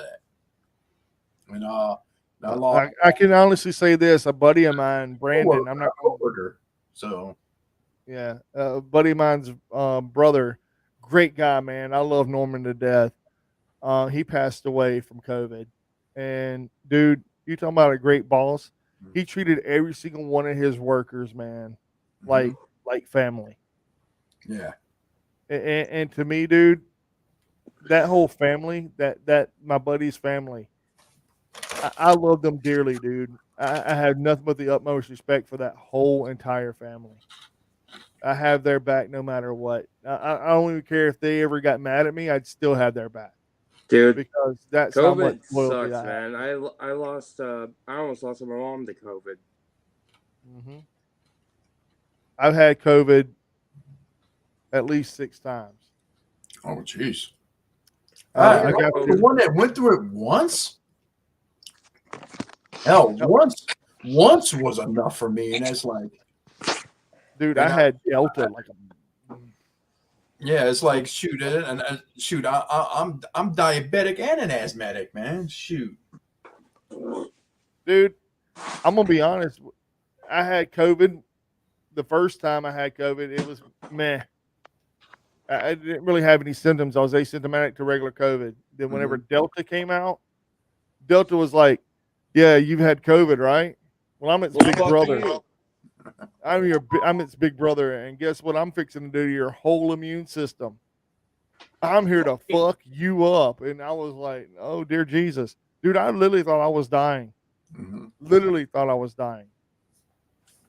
And, and everybody says like that. It's like, don't take no boosters. Don't take the. That's not my advocacy for it. So Isn't not Delta like a triangle? Not political here, but it's like since I was like, I went through it once. I was like, no, I'm sorry, I got to get these vaccines. I got to get the boosters. It's like I lucky enough is like I never, I been sick one other time, but it wasn't COVID. It was like just a regular flu. I went through. Other than that, I've never caught it again. So, and I don't want to get it again. No, that shit sucks. I've had it, and then I had Omicron whenever my girlfriend, she got it the very first time, and she was like, I don't like this. It sucked. It really sucked the fourth time or the third time I got it. I was like, meh, slight headache, sniffles. I was out of work again, dude. And then I got it a fourth time, and dude, that shit, it didn't really bother me a lot, but I shit a lot. Like, dude, I shit so much, dude. I thought my insides were turning inside out. That's how much I shit. Oh yeah, guess who I saw in the ring that I haven't seen in a while in AEW? Yuka Sakazaki. Yeah. Good turnaround, but okay. Yeah, good all right, on that one. Good spin, right back to wrestling. I love it. Back to wrestling, man. Yeah, but yeah. Great segue. You want to hear my shit story? I got you. All you had to do is say, Mike, quit talking about your shit, and it would have been okay. No, I just want to finish talking about TJPW, though. I'm sorry, man. It's like no, that whole card sounded amazing, man. And I really, really wished I could have watched it or at least seen some of it. But well, can I finish about the results and everything? Go for it. I love it. All right. Well, dude, they even Aja Kong and Maxi Impaler versus Shoko Nakajima and Hyper Masako. You basically had two giant kaijus versus superhero themed wrestlers. And, well, the kaijus won. Nice. And you also had Yuka Sakazaki and Mizuki versus Emi Sakura and Christmas. Yes, the legendary Emi Sakura. Yeah. Emi Sakura is also in AEW, too. I love when she does the we will chop you. Yeah, the Freddie Mercury. She is the queen after all. I mean, that's where she's a huge Queen fan. I do apologize for yawning. I've been up since I can't remember when. And also, we have the International Princess Championship. I still need to finish that one, but Miyu Yamashita dropped the belt to Miyu Watanabe. She's now the Princess of Princess Champion. Basically, that's their main belt, their world title. And the International Championship is their mid-card belt. And they also had a semifinals, the Princess Tag match, Ryu Mizunumi and Yuki Kano versus Suzumi and Arisa Endo. I still need to finish that, the Princess Tag belt. But other than that, though, the Grand Princess card was a good card. I mean, when Minoru Suzuki tried to grab, tried to shake his hand with Maki Ito, she flipped him off, and, well, he grabbed her right middle finger, grabbed her backstage, and grabbed both of her fingers until she apologized. She basically says "Gomen." I didn't understand it. Like when her say "Gomenasai," that means I'm sorry in Japanese. Mm-hmm. So I kind of figured like he wasn't gonna let her go until she apologized for flipping him off. Should just did the Well, Suzuki is a master of technical wrestling, so he knew what he was doing. He basically was trying to be like. He basically was trying to humble the little Maki. You had the angriest in the world versus the cutest in the world. She's a treasure. Oh yeah. Even Suzuki loves her. He was just trying to humble her. Don't not disrespect Murder Grandpa. Murder Grandpa. Basically. Well, he is Murder Grandpa. He's 55 years old. I mean, well, he's not old. May not be old enough to be my grandfather, but he's old enough to be my dad. Yeah. Hey, Mike, you're starting to look like Rick Grimes, man. I know, right? I know, man. I'm right along with you right now. I get this little. Dude, look at me, man. I got that. I got that Viking beard. That and the hair, bro. Look at that shit, man. It's just. You look like Tommy Dreamer. Wow. I don't know if that's a good thing or a bad thing. Good thing. Okay, I'll go with it. I like Mr. Dreamer. He's a great guy. He's the man in the box. He is the man in the box. Yeah. Mr. Yellow Polka Dots after the yellow polka dots. But and he's the man in the box. So the thing is, though, man, who do y'all have winning at WrestleMania? Do y'all have Cody going over Roman? Cody, because I have finally gonna retire. Yeah, I think it's way past time for Roman to drop that title. It's now or never. You know, it's like happen now. It's before that belt gets stale. Yeah. I mean, truthfully, it should have dropped last time, but yeah, this time. But Vince McMahon decided, no, we must have Roman win. But you get this shit, man. This is the first time for back-to-back main events at WrestleMania since WrestleMania 3 and 4. Oh yeah. Was it Hogan, Andre, But the real main event wasn't Hulk and Andre at WrestleMania 4, as we all know. It was. We know Macho Man won the belt, though. Yeah. So correct, Hogan and Andre were both disqualified. Yeah, but they were both involved in the actual main event of that card. Yeah, because you had Heenan's guys, you know, the Weasels faction, you know, try to stop Macho Man from winning that belt. I wish Ted DiBiase would have actually won the heavyweight title once. I think that would have been really cool because I would really, really love to see what Ted DiBiase would have done with that belt. Like what kind of belt? He's a great champion. I even saw some of his matches back when he was in Mid-South. Well, technically he did. Andre won the belt and he surrendered it to Ted DiBiase. You know, one of my favorite feuds that Ted DiBiase. That's why they vacated it. One of my favorite feuds he had was against Bullet Bob Armstrong. Yep.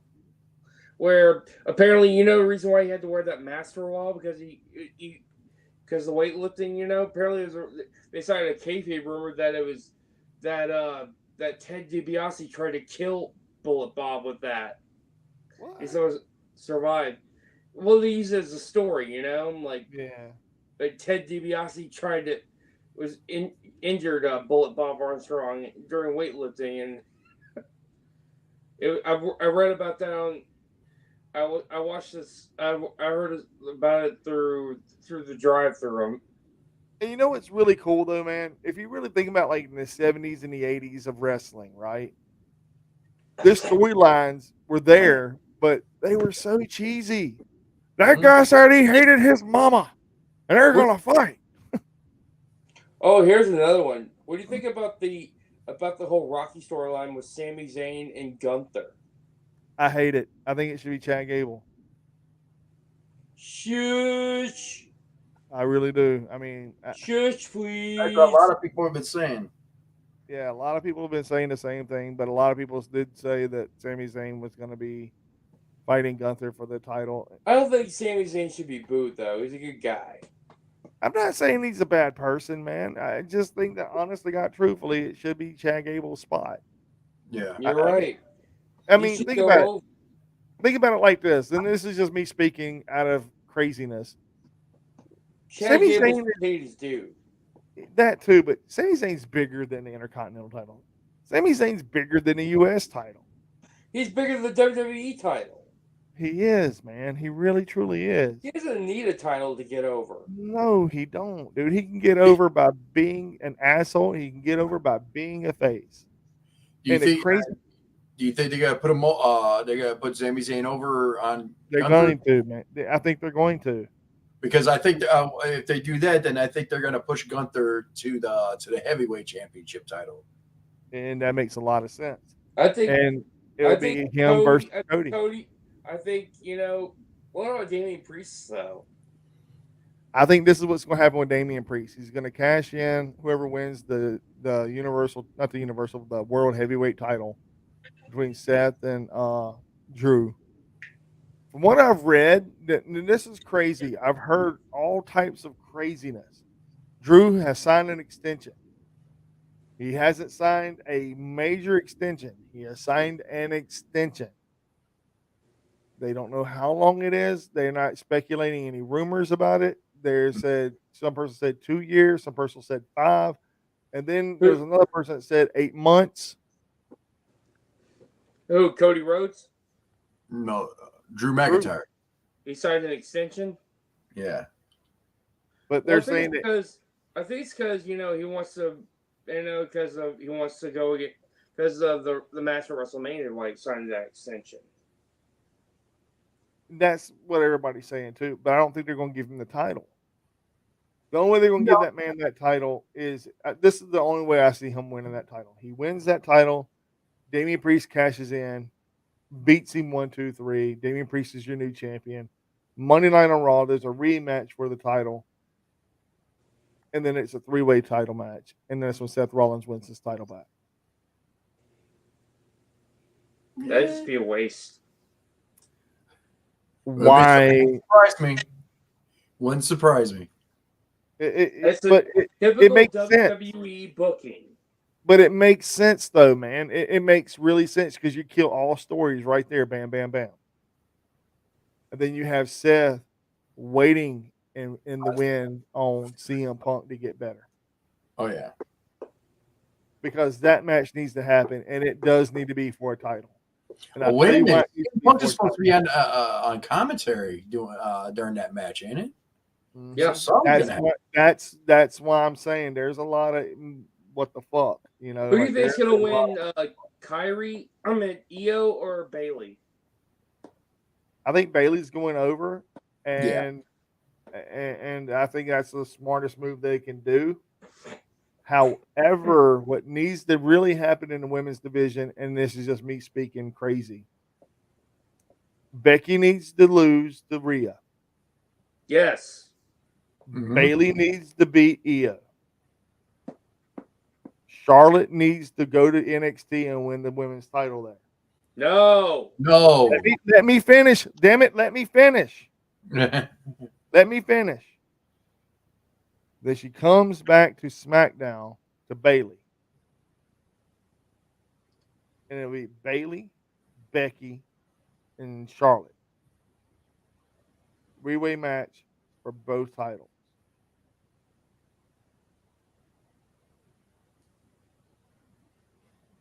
No. Why? No. It's stupid. One, it was already stupid for her to go to NXT the last time.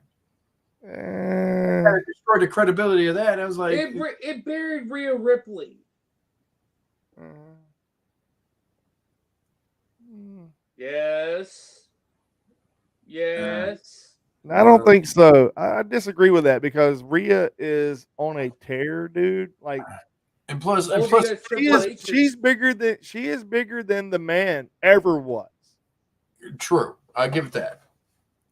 But and not only is she bigger than the man, but she is on a stratosphere located right around where, I don't know, no one has ever been as a woman wrestler in the WWE ever.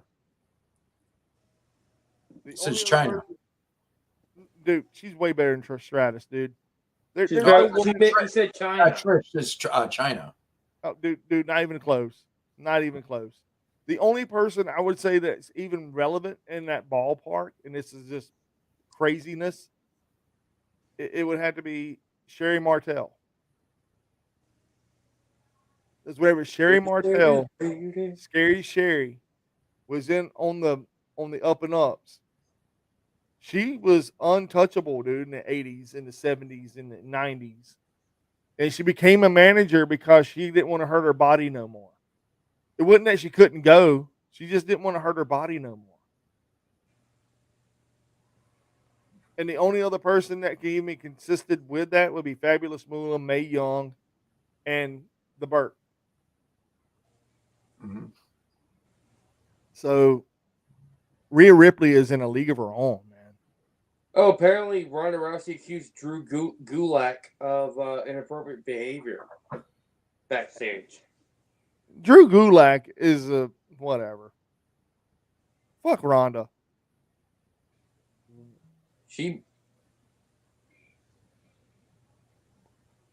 don't give a shit about women's wrestling. If Seth retains, Priest crashes, yeah. I agree with that. Get Roll Tide Willie to wrestle at WrestleMania.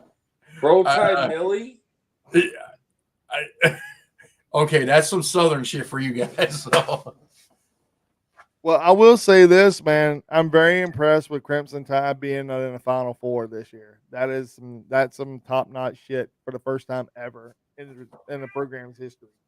To be in the Final Four, that's impressive. Congrats to the Alabama Crimson Tide. They deserve that. I'll give them that.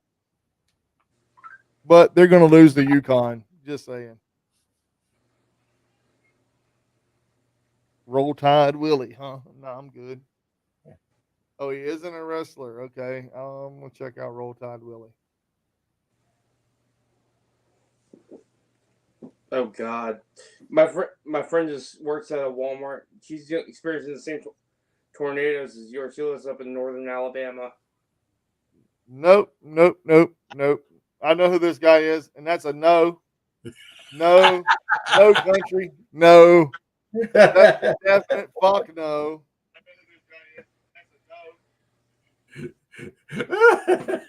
Jesus. Oh yeah, I know. And that's god awful. Where did you learn to fly? Jesus, man. Jesus. Went there.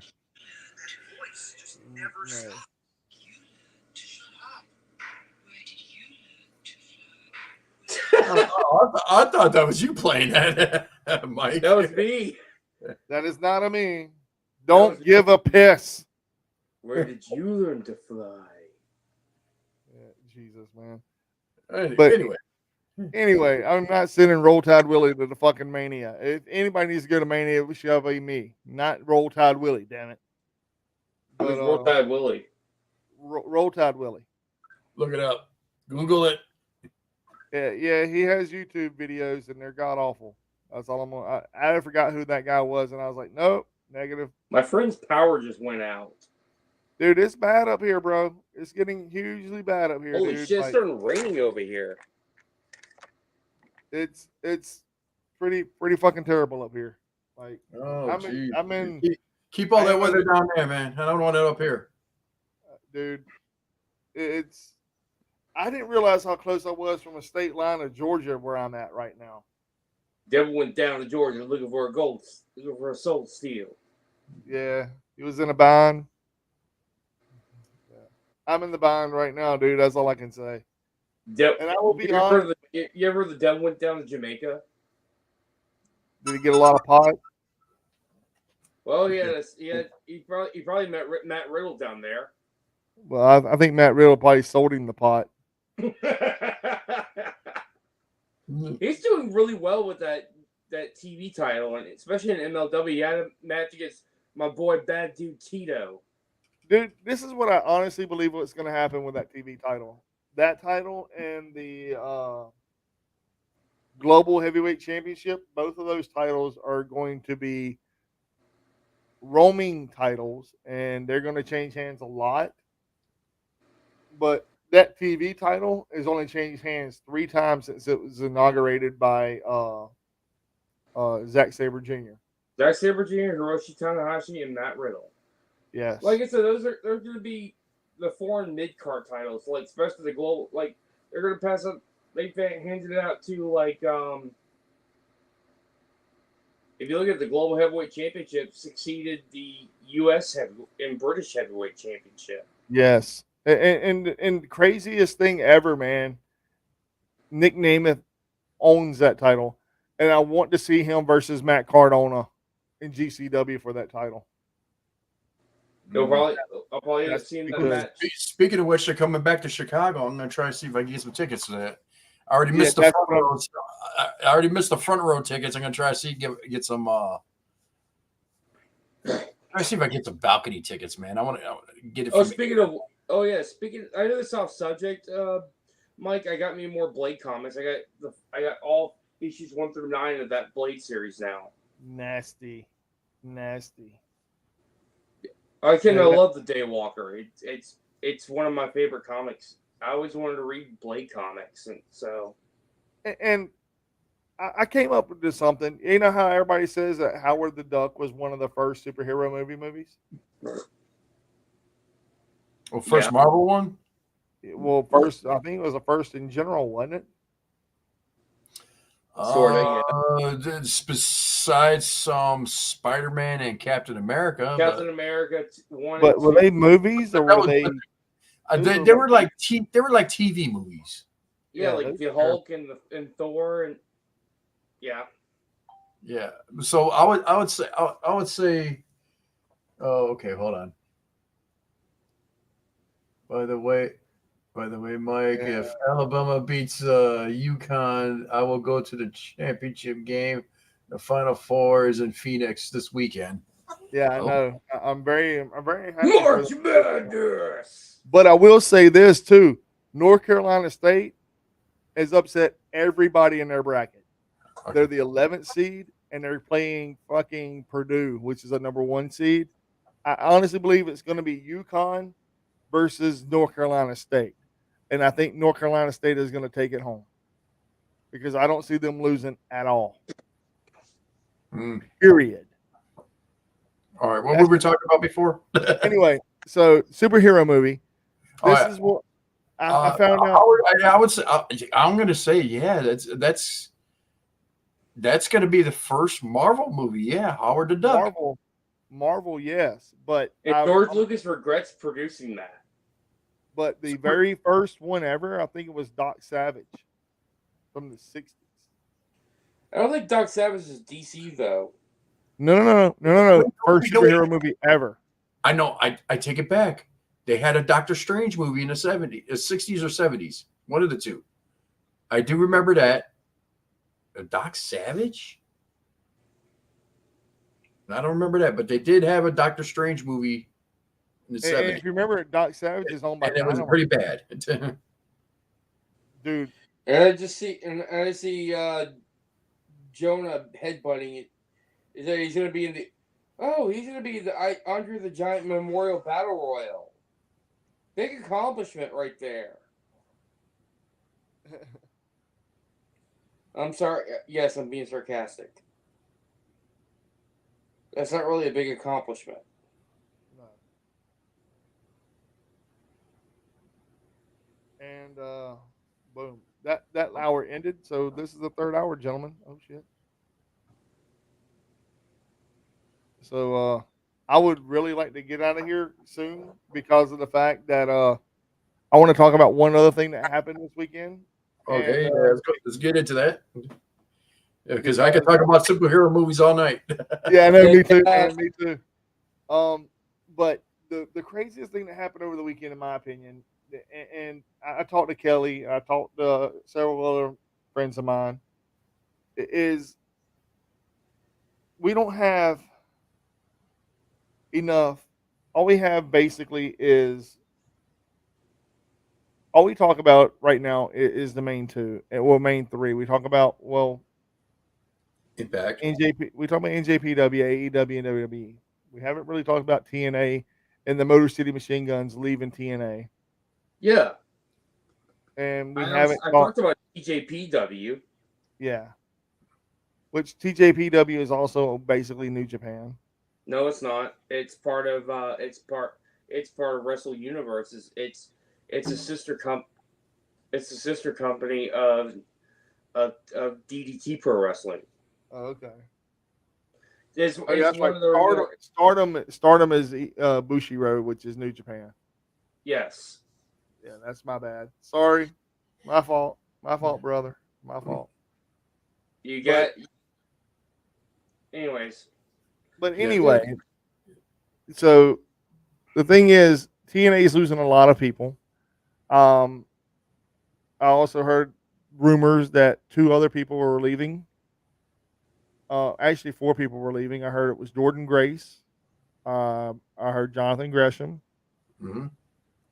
Again, yeah. And where's he kind of go? He kind of burnt the bridges on AEW and Ring of Honor. Well, same company, Same company. Yeah, and I don't want to talk about the other 2 because I don't know how I would feel if it was true because they've been there. Jonathan Gresham is actually a legitimate great wrestler. I think he's one of the best technical wrestlers in the world. He really is, man. I say he would go great in New Japan Pro Wrestling. That'd be a great fit for him. It really would. I mean, because I don't see the division. You know, they have a great junior heavyweight division. But especially for his technical skills over there, you know, they welcome him with open arms. They need more foreigners. Yeah, I don't see him going to WWE because he's not big enough. I mean, unfortunately, well, that's no longer there no more. That's no longer there no more. Mm-hmm. Remember, time to change. Vince is no longer in charge. Yeah, but it still needs years of damage control, though. True. Jonathan Gresham is a better version of Drew Gulak, in my opinion. And the only thing Jonathan Gresham lacks is a persona. Like he has a lot of amateur background. He has a very, very, very big moveset.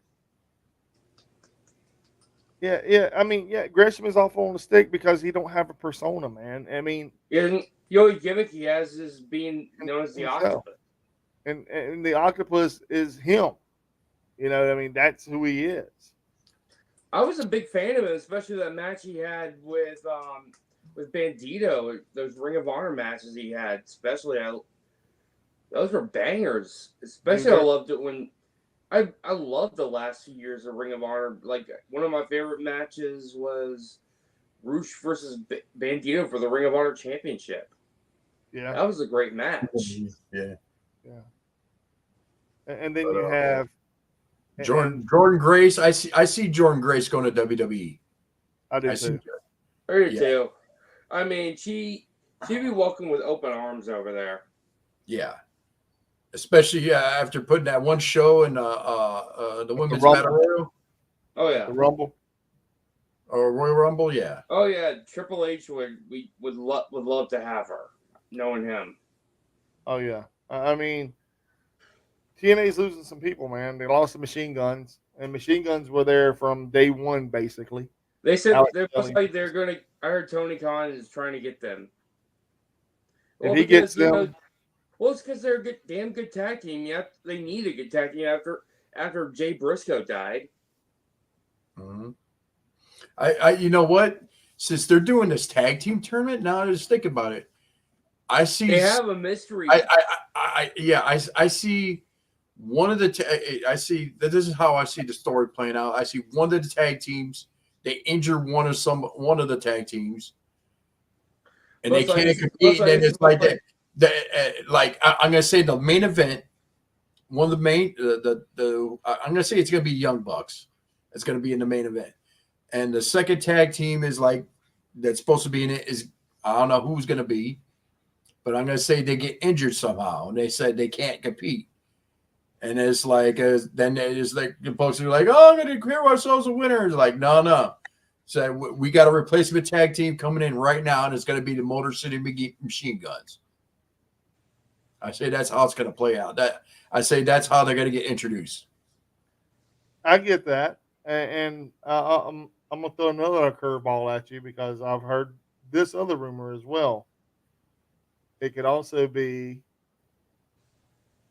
the Von Erichs. They're still. I mean, as good as they are, they still got some work, man. They still got some work to do. I mean, they're good. They're good as a tag team and everything, but it's they're still a little green. They're still a little green. They still got some work to do. Okay. What about Violence is Forever? Ooh. See, I mean, they're not. They don't have any kind of contract, dude. Yeah, they don't got anybody. And that'd be good. That'd be a good surprise. But knowing how Tony Khan thinks is like I said, it's like it's going to be the main event, but somehow the other team is taken out, or somebody's injured, or something like that. And I can already see how it's playing out too, because if I watched the FTR match just recently, and it's like somehow it's like it looked like one of them was like starting to injure themselves or starting to play off an injury. Well, don't forget Dax. If I'm correct, Cash Wheeler still has that court case coming up. I'm gonna say the main of it's supposed to be the title match is supposed to be a Dynasty, right? So this is how I'm gonna say it's gonna play out. It's gonna be Bucks and FTR. They're gonna try to squash it, but all of a sudden an injury is gonna play off. You know how they do. It's like, oh, he got hit with a lead pipe. He's gonna be out of action. They can't wrestle. It's like we'll declare ourselves the winners. Like, no. We got your tag team lineup, and it's going to be the Motor City Machine Guns. That would be really cool because I like the Machine Guns, man. And Alex Shelley has wrestled in every single company. He's wrestled in New Japan. He's wrestled in TNA. He's wrestled in WWE. He's wrestled in AEW. He's wrestled in WC. No, he didn't wrestle in WCW. Did he wrestle in WCW? I don't know. Oh. But he's been around, dude. He's been around for a while, man. And he started his career off on, I think, Velocity. And then went to wrestle in TNA. And then went to New Japan, came back to TNA. Went to Ring of Honor. Came back to TNA. Then went to wrestle in NXT. Came back to TNA. And then he's wrestling in the Indies. And then back in TNA. And now he'll go to AEW. Dude, that's awesome. I mean, honestly, if you think about it, all these great tag teams that are out there, where are they lined up in WWE? Name 3 good tag teams.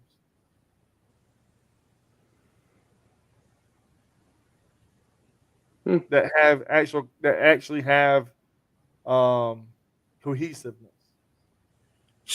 New Day, that's about it. That's the only ones that's actually left. DIY, I'm gonna go with DIY. New Day. There's 2. DIY. Well, they were kind of on again and off again. So, they were on and NXT. Then they broke them up. Then they just recently reformed. So. Oh, guys! Apparently, Eddie Kingston did an interview on the podcast of Adrian Hernandez. And he says he's rather worried about the people on the AEW releases than what Phil said. Oh yeah, we got to touch on that. What the responses are before we leave. So, but you want to get to that? You want to get to the responses? You want to get to let's hear the responses between AEW and WWE. Well, all right. Speculate. What's the good and what's the bad? Rumors. They're all rumors. It's all rumors. Okay. The rumors are just rumors. AEW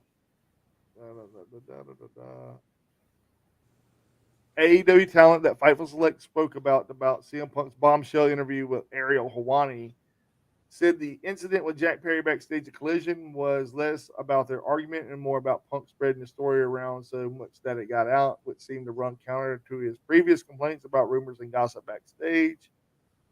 Fightful's report quoted one AEW veteran saying more than anything, what the interview showed was that this was preventable from all sides. Punk is happy. AEW talent moved on, so hopefully everyone just learns from it and makes amends in the future. Reactions from WWE side were to be all over the place. One seemed to be glad it happened now, and hopefully it will blow over so the focus can be back on WrestleMania by the end of the week. WWE execs believe Punk didn't want to talk about AEW with Hawani, but knew it would come up. They don't expect he'll do a lot of other media appearances this week.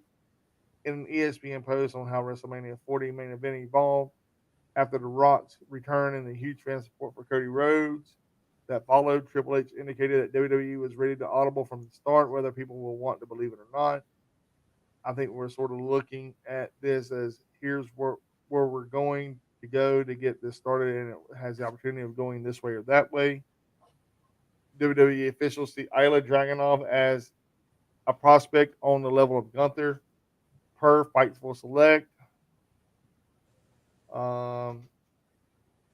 While a move to Raw or SmackDown is expected after Dragunov eventually drops the NXT title, there are no plans for a call-up at this time. AEW's Ortiz said on Isaiah Cassidy's vlog that he's out with a torn pec and scheduled for surgery in 2 weeks. After Julia appeared on a Pro Wrestling Noah show on Monday and announced she'll be working from their May 4 event, Wrestling Observer reported the move as part of the strategy to launch Rossi Agawa's new company. There's an announcement planned about the new promotion later this month, but it's very clear far fewer women left Stardom than originally anticipated. Oh yeah, speaking of which, apparently some news came out about what is it?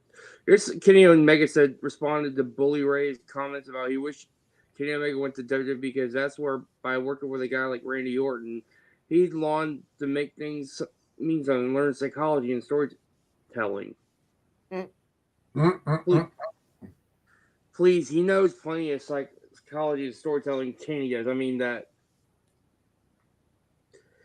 And here's what Kenny Omega said. I've learned something almost every day at a venue. Even the tiniest of details can make a difference. There is no doubt in my mind that with someone as unique and successful as Orton, I have plenty to learn, absorb, and apply. 'Tis facts. I agree. Omega versus Punk would have made huge money, but neither one of them would have. Omega versus Orton. That's what he meant. No. I'm talking about Big Country over here. He's talking about Omega versus Punk. Yeah, it would be good money. I agree with you. I think honestly, I would have seen Omega bury the hatchet first and would have done business. I see he would have done it. Out of all the members of the Elite, Omega seems like the most more laid back of the Elite. The Bucks seem Nick and Matt, they're more hot headed. Yeah. But I've always seen Kenny as the backbone of the Elite. Same here. That's what I love about Kenny. He's always he may came off as a little egotistical, but he's also seemed like a nice guy for what I've seen about Kenny. He always seems like to help out a lot of the wrestlers in the locker room in a way, as Kenny is. Mm-hmm. I guess why don't you think people like Jericho respect him? Even Will Ospreay came over here because of him and everything. I also think a lot of WWE wrestlers, like a lot of wrestlers from Japan, would come over because of Kenny Omega. Omega is the new way to work. In other words, he is the newer version of Shawn Michaels, and people compare AJ Styles and Will Ospreay to Shawn Michaels all they want. However, the only reason I can't compare them to Shawn Michaels is Shawn Michaels never did any of the moves that either one of those gentlemen do. Mm-hmm. Kenny Omega, on the other hand, uses almost every single move that Shawn Michaels used. Just like here's the thing though, he started out as a junior heavyweight too. Yeah. Before he became a heavyweight. And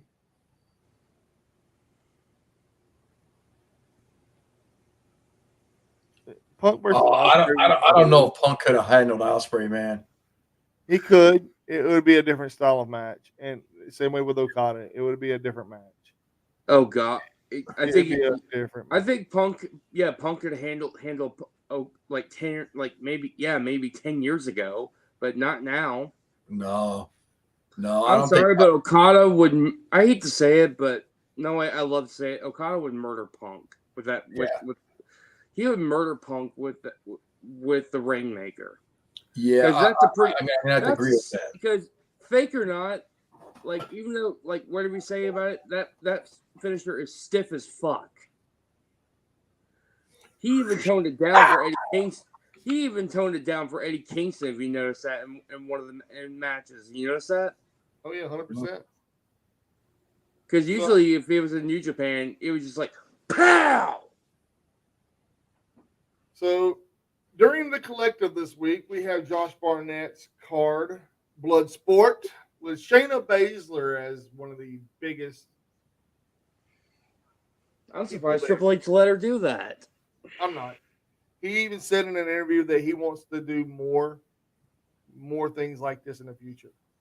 And, he did. Yeah, I forgot because remember last year he sent Nakamura back to Japan to wrestle Muta on Pro Wrestling Noah, and that was a damn good match. I even loved how Muta put Nakamura over. Dude, everything that's happened in the past 2 years in wrestling, it's been a game changer on all landscapes.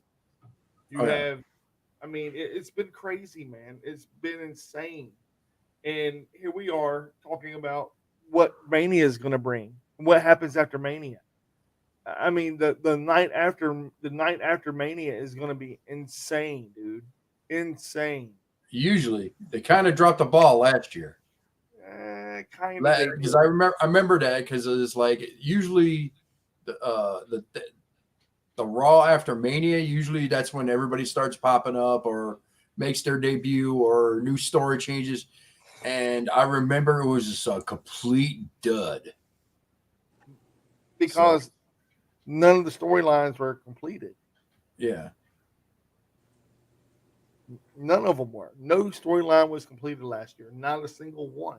Yeah, because Roman won, and still, in my opinion, Cody should have won that. Instead, he ended up starting a feud with Brock Lesnar. Yeah, stupid. And at SummerSlam, you had.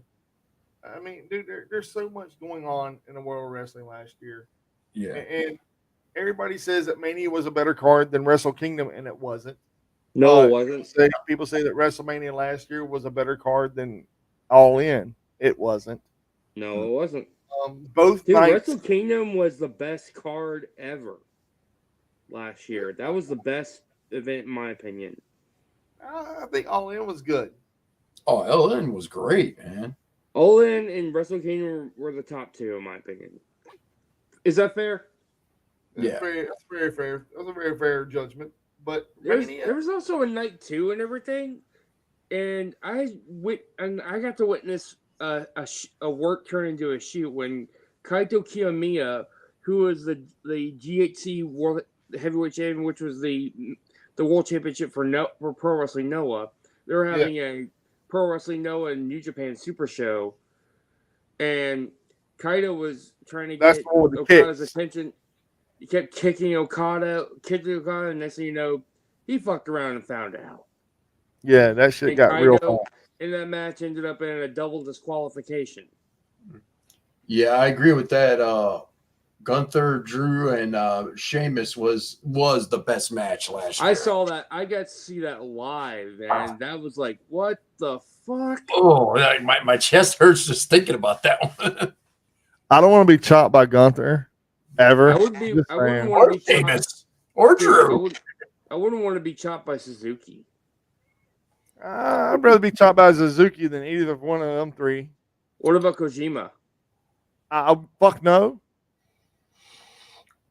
That's like asking being chopped by one of those three. You're crazy. No. Especially those machine gun chops he does, like when you're in the middle, like when you're like hanging on the turnbuckle.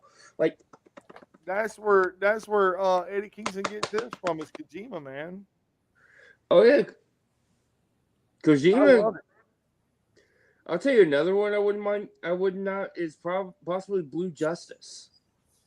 Oh God, Jesus, man. You know what I'm talking about? Mm-hmm. Suzuki's old high school rival. But basically, yeah, there's so much wrestling to cover now. It's ridiculous. It's insane. Or Kenta Kobashi. Like Dude, that dude's a monster. How much stuff is to cover just between Friday, Saturday, and Sunday? This week alone, it's gonna be over 20 hours of wrestling. It's like you got what Friday? You got SmackDown in the Hall of Fame. And the Collective. You also have the Rampage. You have the Collective with all. Then you got WrestleMania night on Saturday. You got WrestleMania night 1, and more of the Collective, and also Super Card of Honor. No, it's Ring of Honor's wrestling this weekend. What's AEW show Collision? Because that's starting at a later time. Yeah. At 11 Super Card of Honor's going on that weekend too. Hold on, let me double check that. Yeah, it is. No, wait, no, it already happened. Didn't it happen because didn't win the title? Oh yeah. Hold on. And I think Ring of Honor's wrestling that weekend too, along with Stardom, TJPW, GCW, Prestige. Takes place on April 5th. April 5th is when it takes place. A lot of the indie companies are getting together to create the super indie show all WrestleMania weekend. There's even gonna have GCW versus Tokyo Joshi Pro Wrestling. I know you guys would like to watch that. Listen here. The 2024 Super Card of Honor is the upcoming 17th annual Super Card of Honor professional wrestling event produced by American promotion Ring of Honor. Will take place on April 5th, 2024 at the LaCara Center in Philadelphia, Pennsylvania. The event will also feature wrestlers from sister promotion All Elite Wrestling and AEW's partner promotion World Wonder Ring Stardom. Hell yeah. And man, it's a lot of fucking Oh, dude, they're gonna have. Dude, who do you want to win the women's world championship? Hikaru Shida or Athena? Athena's never beaten Shida. I think it's time for Hikaru Shida. I'm gonna go with her because you know what? Athena's been holding this title. Hell, to this moment, shoot, I forgot she was champion. She's been holding that for over a year now. She's been there a minute. So I think that they're gonna have her drop the title, and then they're gonna move her over to AEW. I think Hikaru Shida would be a great Ring of Honor Women's Champion. Oh yeah. I mean, you know the first inaugural Ring of Honor Women's Champion? Roxanne Perez. Yeah. Yeah, she won in that Ring of Honor Women's tournament. And I think... Look at this. Johnny TV will face Dalton Castle at Super Card of Honor in a fight without honor. All because he's responsible for losing the boys. Yep. They're fired anyway, so... Billy Starks versus Queen Aminata. Tournament final for the inaugural Ring of Honor Women's World Television Championship. Kyle Fletcher. Go ahead. Billy Starks is in that tournament as well. Yeah, okay. That's the finals. Kyle Fletcher versus Lee Johnson for the World Television title. Kyle Fletcher retains. Yeah. Mai Sira and Empress Nexus Venus was Mina Shirakawa and Mike Maka versus Tam Nakano and Queen's Quest, Saya Kamatani and AZM. It's Azumi. Azumi, yeah. For the Stardom Showcase 6-woman tag team match. Ooh. And also, here's another thing. Who do you want to win? Mark Briscoe or Eddie Kingston? I want Eddie to win that. I want Mark to win it. No, I'm gonna go with Mark. I'm going with the Sussex Chicken. Kung Fu, redneck the Kung master Fu, of redneck Kung Fu, all the way. I hear y'all. But I'm gonna go with Eddie, man. I'm a Kingston man, dude. I'm riding with my boy. I like it's hard for me to choice, but too, man. But as much as I love Kingston, I'm going for Mark. He needs this win. I got you. And then what about this one? Well, we already talked about Johnny TV versus Dalton. Who we got? Aren't the Kingdom wrestling? I gotta go with Dalton Castle, man. I like him. Dalton. Yeah. Don't get me wrong. I love Johnny. I love Johnny. Whatever. Johnny whatever. I like that. Johnny Drip. John Morrison. Johnny Nitro. Johnny Mundo. Yeah. Johnny Retro, which was Johnny Impact. When he was also started on Johnny, he also became. He was also Johnny Dynamite. He was also Johnny. He was also Johnny Game Changer. Johnny Elite.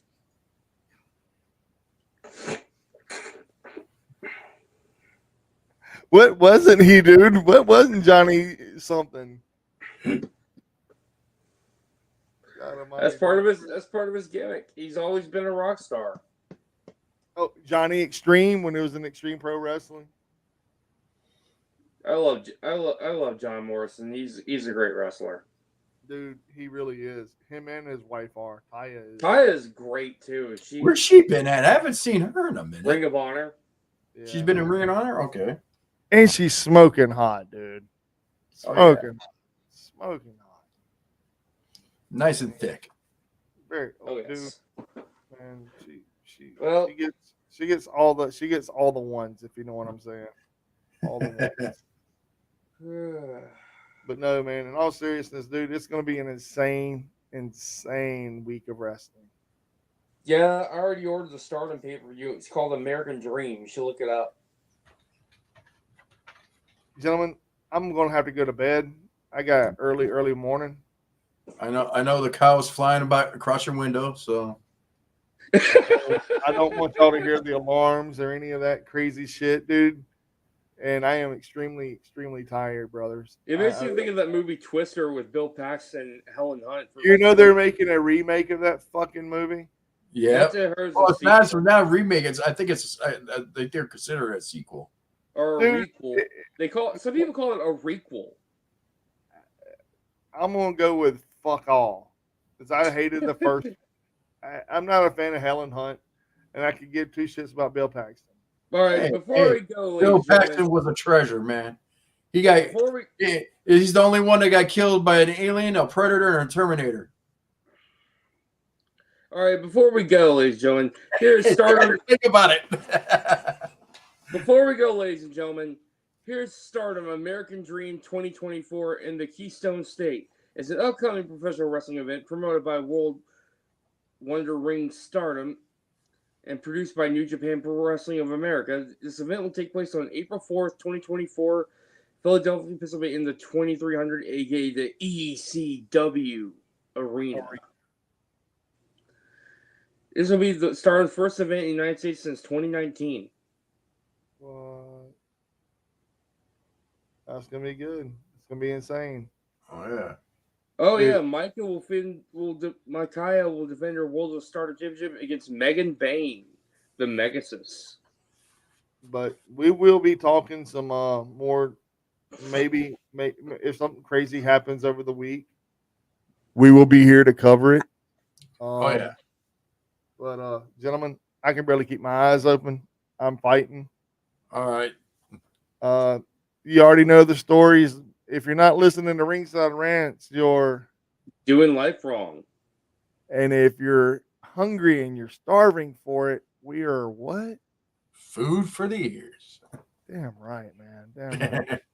And if you ain't down with that, then fuck off. We got 2 words for you.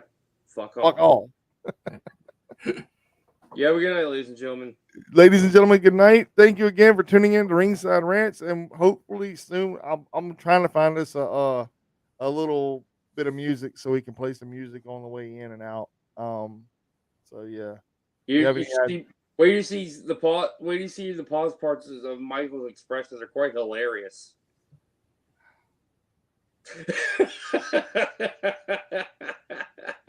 I am so tired. God, I'm so tired. I am so tired. It has been a pleasure. Yeah, you can tell I am out of it, man. I am like yeah, for real. I'm out of it. Like I am extremely tired. But gentlemen, I am fixing to go to good night. I'm fixing to good night, get some sleep. But it's been an awesome night, gentlemen. Everybody get well, stay well, stop being sick. Josh, get better, brother. I'm trying, man. Yeah, don't paint the walls purple. What the fuck does that mean? I have no idea. Good night, just ignore me, brothers. Ignore me. Good night, everyone. See you all very, very soon. Later.